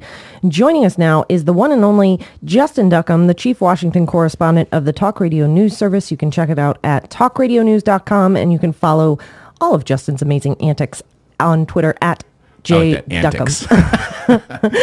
It doesn't do it justice. Justin, thanks so much for joining us. Hey, great to be here, guys, as always. Yes. So we wanted to get your thoughts on the debt limit vote this week. Did John Boehner actually find his soul, or was this solely to stop Ted Cruz's filibuster? Well, in terms of John Boehner, there was a lot of sort of shock and awe that came up after it looked like he was violating the Hastert rule by bringing forward something that was just sort of a clean debt limit. And frankly, that's a little bit unwarranted considering this isn't the first time he's done this. We know that back in the fiscal cliff negotiations, that was one instance where he allowed legislation to move forward without a majority of Republicans voting, as well as the Violence Against Women Act, which was another piece of high-profile legislation that passed with the majority of Democratic views. But in this situation, it was essentially a recognition that he was dealing with a caucus who were not going to be satisfied regardless of what they were given. Initially they had a pretty good deal that would have appealed to conservatives to cut Medicare funding in the future in exchange for reinstating cuts for military benefits and whatnot. But even that was not something that he could have gotten the majority of the caucus behind. So he ended up just sort of accepting the reality of the situation and moving forward with the clean debt limit, which is pretty fortunate considering we now, as of yesterday, have had the debt ceiling raised. Yeah, I mean, it seems like there's a fraction of the House of Representatives that is being led actually by Ted Cruz instead of by John Boehner, and they refused to vote for the debt limit increase under any circumstances. And it just seemed like Boehner could not get enough of his party to support any type of bill, any type of quote-unquote compromise. And he's, came out with the zippity-doo-dah quote and said that this was a lost opportunity. Is this maybe the playing out of the war in the Republican Party, the civil war that has just broken them apart? Well, that's pretty much what we've seen the entire time that, Boehner has been Speaker. Of course, with the Tea Party wave in 2010, the sort of rules as usual that Congress has operated under had, sort of been suspended. So if anything, this is sort of a return to normalcy. This is Boehner sort of exerting his strength as Speaker. This is, democracy in action. But in terms of the Republican Civil War, it really does show that the way that it's currently divided up right now, you don't have really an incentive for a lot of these members to vote for anything with even a smidgen of anti-Tea Party support, and it shows that little can be done in the current circumstances. And unfortunately, it also shows that some other big, issues on the table are likely going to be postponed, since we're not going to likely see Boehner try to go down this direction again, since he had such, a conservative backlash beyond Congress following this. So it just, gives further proof that, we are not going to see immigration reform coming up anytime soon, and we're likely going to have a pretty uphill battle when it comes to extending unemployment insurance. Now, could this civil war in the GOP, this moderates versus Tea Party, could this actually play in favor of Democrats? We saw this week Democrats saying they were going to bring forward a discharge petition on minimum wage, and then there's been hints about doing it later on immigration. Republicans are vindictive. They've proven that time and time again. When the Tea Party lashes out, could some of the moderate Republicans say, fine then, and we're going to support the Democrats' discharge petition? Or am I just, is that a pipe dream? Well, we've seen the discharge petition used quite a few times in the past few years, and it has not yet been successful for, anything that they've threatened to use it for. I think the issue is when you have that, you have moderate Republicans who are going to come to the table and play ball, but they are sort of the ones who have Boehner's ear in the first time, and Boehner would likely, if he was not Speaker, probably be one of the people who would be, maybe angling towards pushing forward with some of these ideas. But it's just something I don't think is necessarily going to get much traction. By signing on with this, you are putting your name on paper for siding with the Democrats. It's something that doesn't really appeal to a good chunk of the Republican caucus, even if the legislation that they are trying to get pushed forward on the House floor is a pretty good bill. Yeah, but isn't not signing your name essentially showing that? Although I guess they do this over and over again, I don't know why they'd be concerned now. But isn't not signing their name just clearly showing that they refuse to even allow legislation to come to a vote? You have to realize that discharge petitions are, pretty risky moves for, both people involved. That you have to get the majority of the caucus, you have to get the majority of the House in order to move it forward, and that's a pretty hefty battle, especially when you have a lot of members who don't necessarily want to butt heads with the Republican leadership, who don't want to deliver political embarrassment towards those in power. And you also have to remember that those who would sign the petition in the first place are those who are, more conventional members of Congress who are, pretty sensitive to the, needs of the leadership. Now, what does the future look like for John Boehner? After this, lots of Tea Party members came out railing against him when the bill moved to the Senate. Ted Cruz threatened to filibuster. Is he pretty much done as Speaker after this, you think? We've been saying that for so long, right? True. At this point.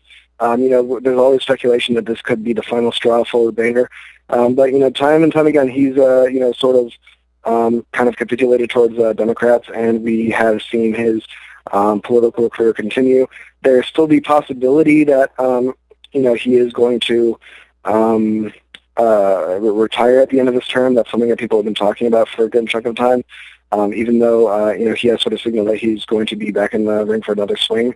But you never really know how this is going to look. But it is sort of saying what Boehner's legacy is going to be looking like. He's going to be widely known as, ineffectual for bringing legislation that, really mattered to the country. But at the end of the day, he's going to be able to say that he kept the U.S. afloat during one of the most politically turbulent times with this kind of Tea Party movement, and was able to sort of do the bare minimum to, stop the U.S. government from careening down a dangerous path. Yeah, I just want to remind everybody we're speaking with Justin Duckham of the Talk Radio News Service. You can check it out at talkradionews.com, and you can follow Justin on Twitter at jduckham. So when this legislation moved to the Senate and the House, voted for a clean debt limit bill, moved to the Senate, and Ted Cruz, I don't know if he had other Dr. Seuss books lined up for his filibuster, but what does it say about Congress in general that Democrats and Republicans voted to shut him down and pass this legislation and didn't bow down to the Tea Party for once? I think it pretty much signals that Republicans, at least in the upper chamber, are tired of Ted Cruz. This would have been something that they knew was going to pass with Democratic support. They knew that there was not going to need to be any Republican fingerprints on this in the first place. This could have been something that would not have given anybody in, the chamber any political risks.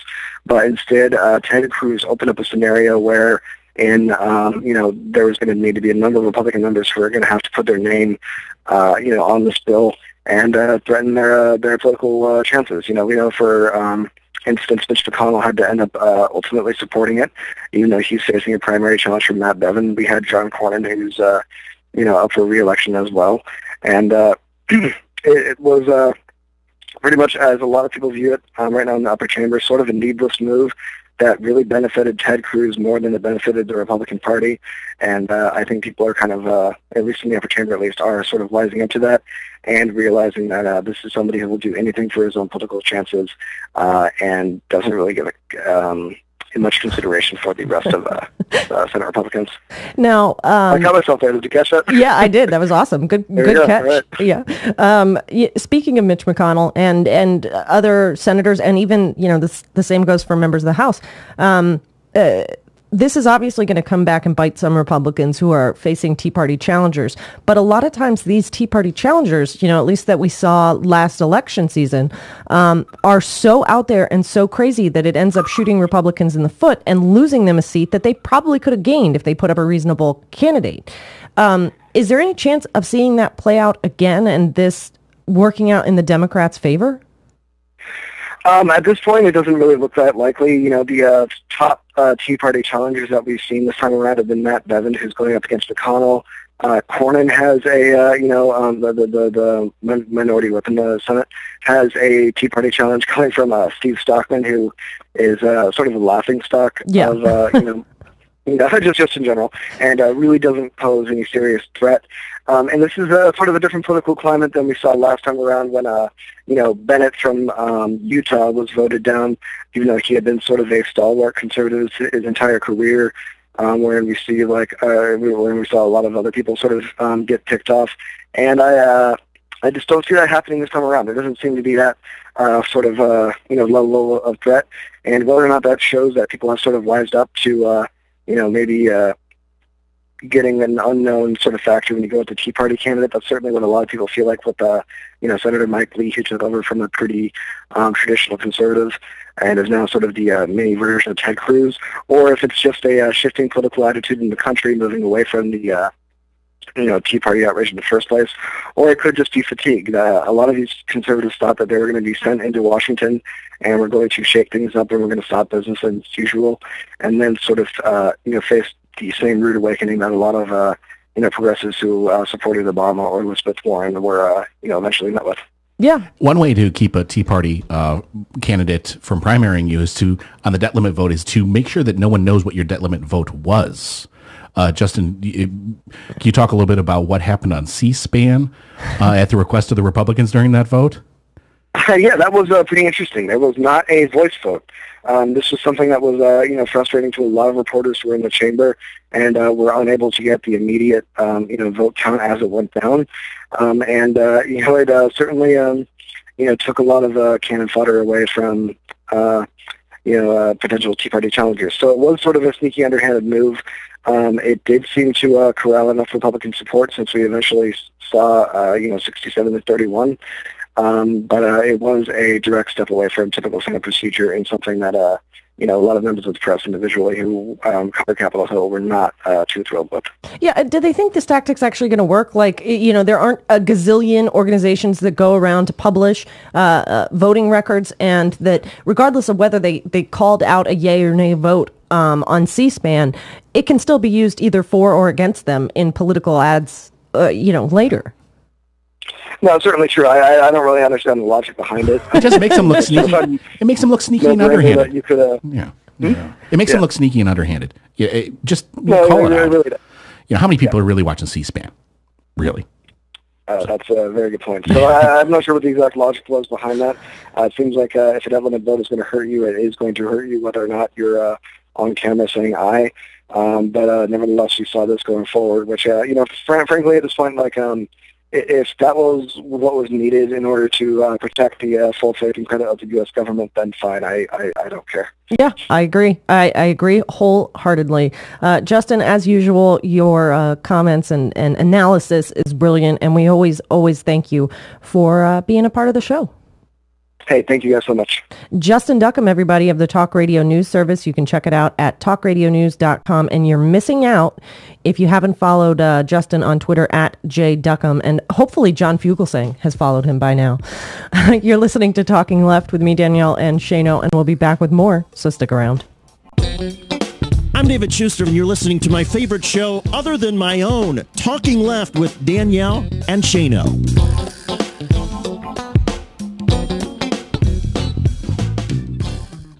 I'm David Pakman, host of The David Pakman Show on the Progressive Voices channel on TuneIn. Check out my show at davidpakman.com. That's David, Pakman.com.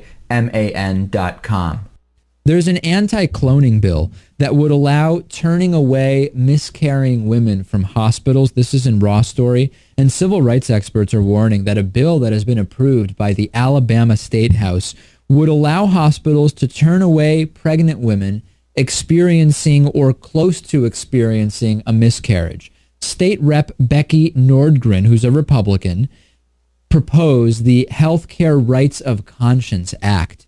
It would allow any healthcare professional to refuse to participate in abortion, sterilization, human cloning, and embryonic stem cell research. Now, according to the ACLU, this means that hospital staff could refuse to take part in any procedure which could end a woman's pregnancy during a miscarriage, even if her health was at stake. And the legislation would also protect healthcare workers in hospitals from any liability. So therefore, you are someone who, because of your religious beliefs, is against any of the stuff on this list. And you decide not to provide a service that is needed by maybe a woman who is miscarrying, possibly at personal risk herself. And anything that happens as a result of your refusal to participate in that procedure, you would not be liable for. You would be protected from liability. As the ACLU notes, this means that even if the hospitals know that the on-duty doctor won't provide appropriate medical care, Alabama law says in most cases they aren't even required to find someone who will. It basically says to a pregnant woman in distress, good luck, you're on your own, if our religion tells us we just don't have to do anything here. Hopefully, this is going to be appealed, overturned, not voted in, vetoed at some point in the process.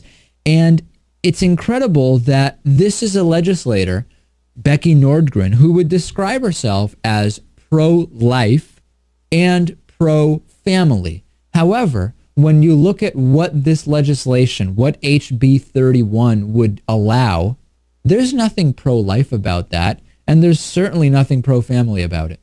No, we have a caller from Alabama who, when she calls, she refers to Alabama as Alabamistan. Right.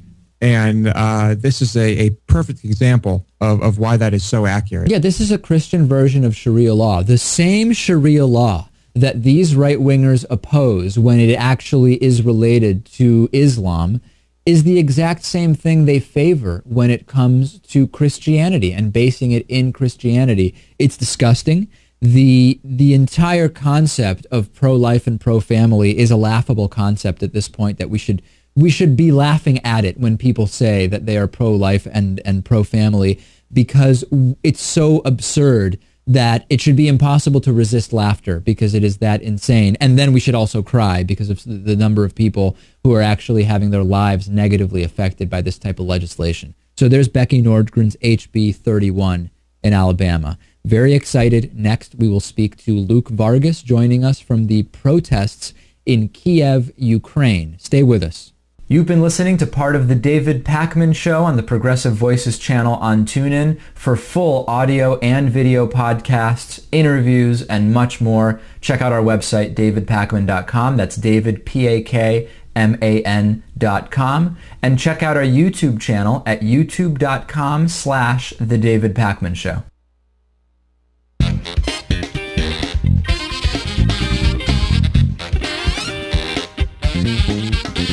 You're listening to Talking Left with Danielle and Shano. Welcome back to Talking Left with me, Danielle and Shano. Big thanks again to Justin Duckham of the Talk Radio News Service. You can check that out at talkradionews.com and follow Justin on Twitter at jduckham. He always just Nails it. Yes, absolutely, every time. And we were speaking with him about Ted Cruz, and it made me think of a story that you emailed me this week, Shane. I think I remember which one now. Yes. According to Yahoo.com, and I'm trying to think where, of course, they don't source any of their information. But there is a study source to it. There is a study, American Association for the Advancement of Science in Chicago. So that sounds like a pretty reputable organization. But according to them, 1 in 4 Americans are unaware that the Earth circles the sun. Are they the same ones that think the Earth's about 4,000 or 5,000 years old? I'm not sure. Or it's just is it ignorance or? I'm not sure. Yeah. But I think that possibly they may believe that the Earth actually revolves around themselves. Yes. DC drivers? We're talking to you. Ted Cruz. Oh, Rand Paul? Yeah. I'm going to sue the president. Yes. His official capacity as the president. Okay. I just thought that this was perfect. Yes, according to this story, the survey included more than 2,200 people in the United States and was conducted, by the National Science Foundation. Mm-hmm. There were 10 questions about physical and biological science, and the average score was 6.5, which is barely a passing grade.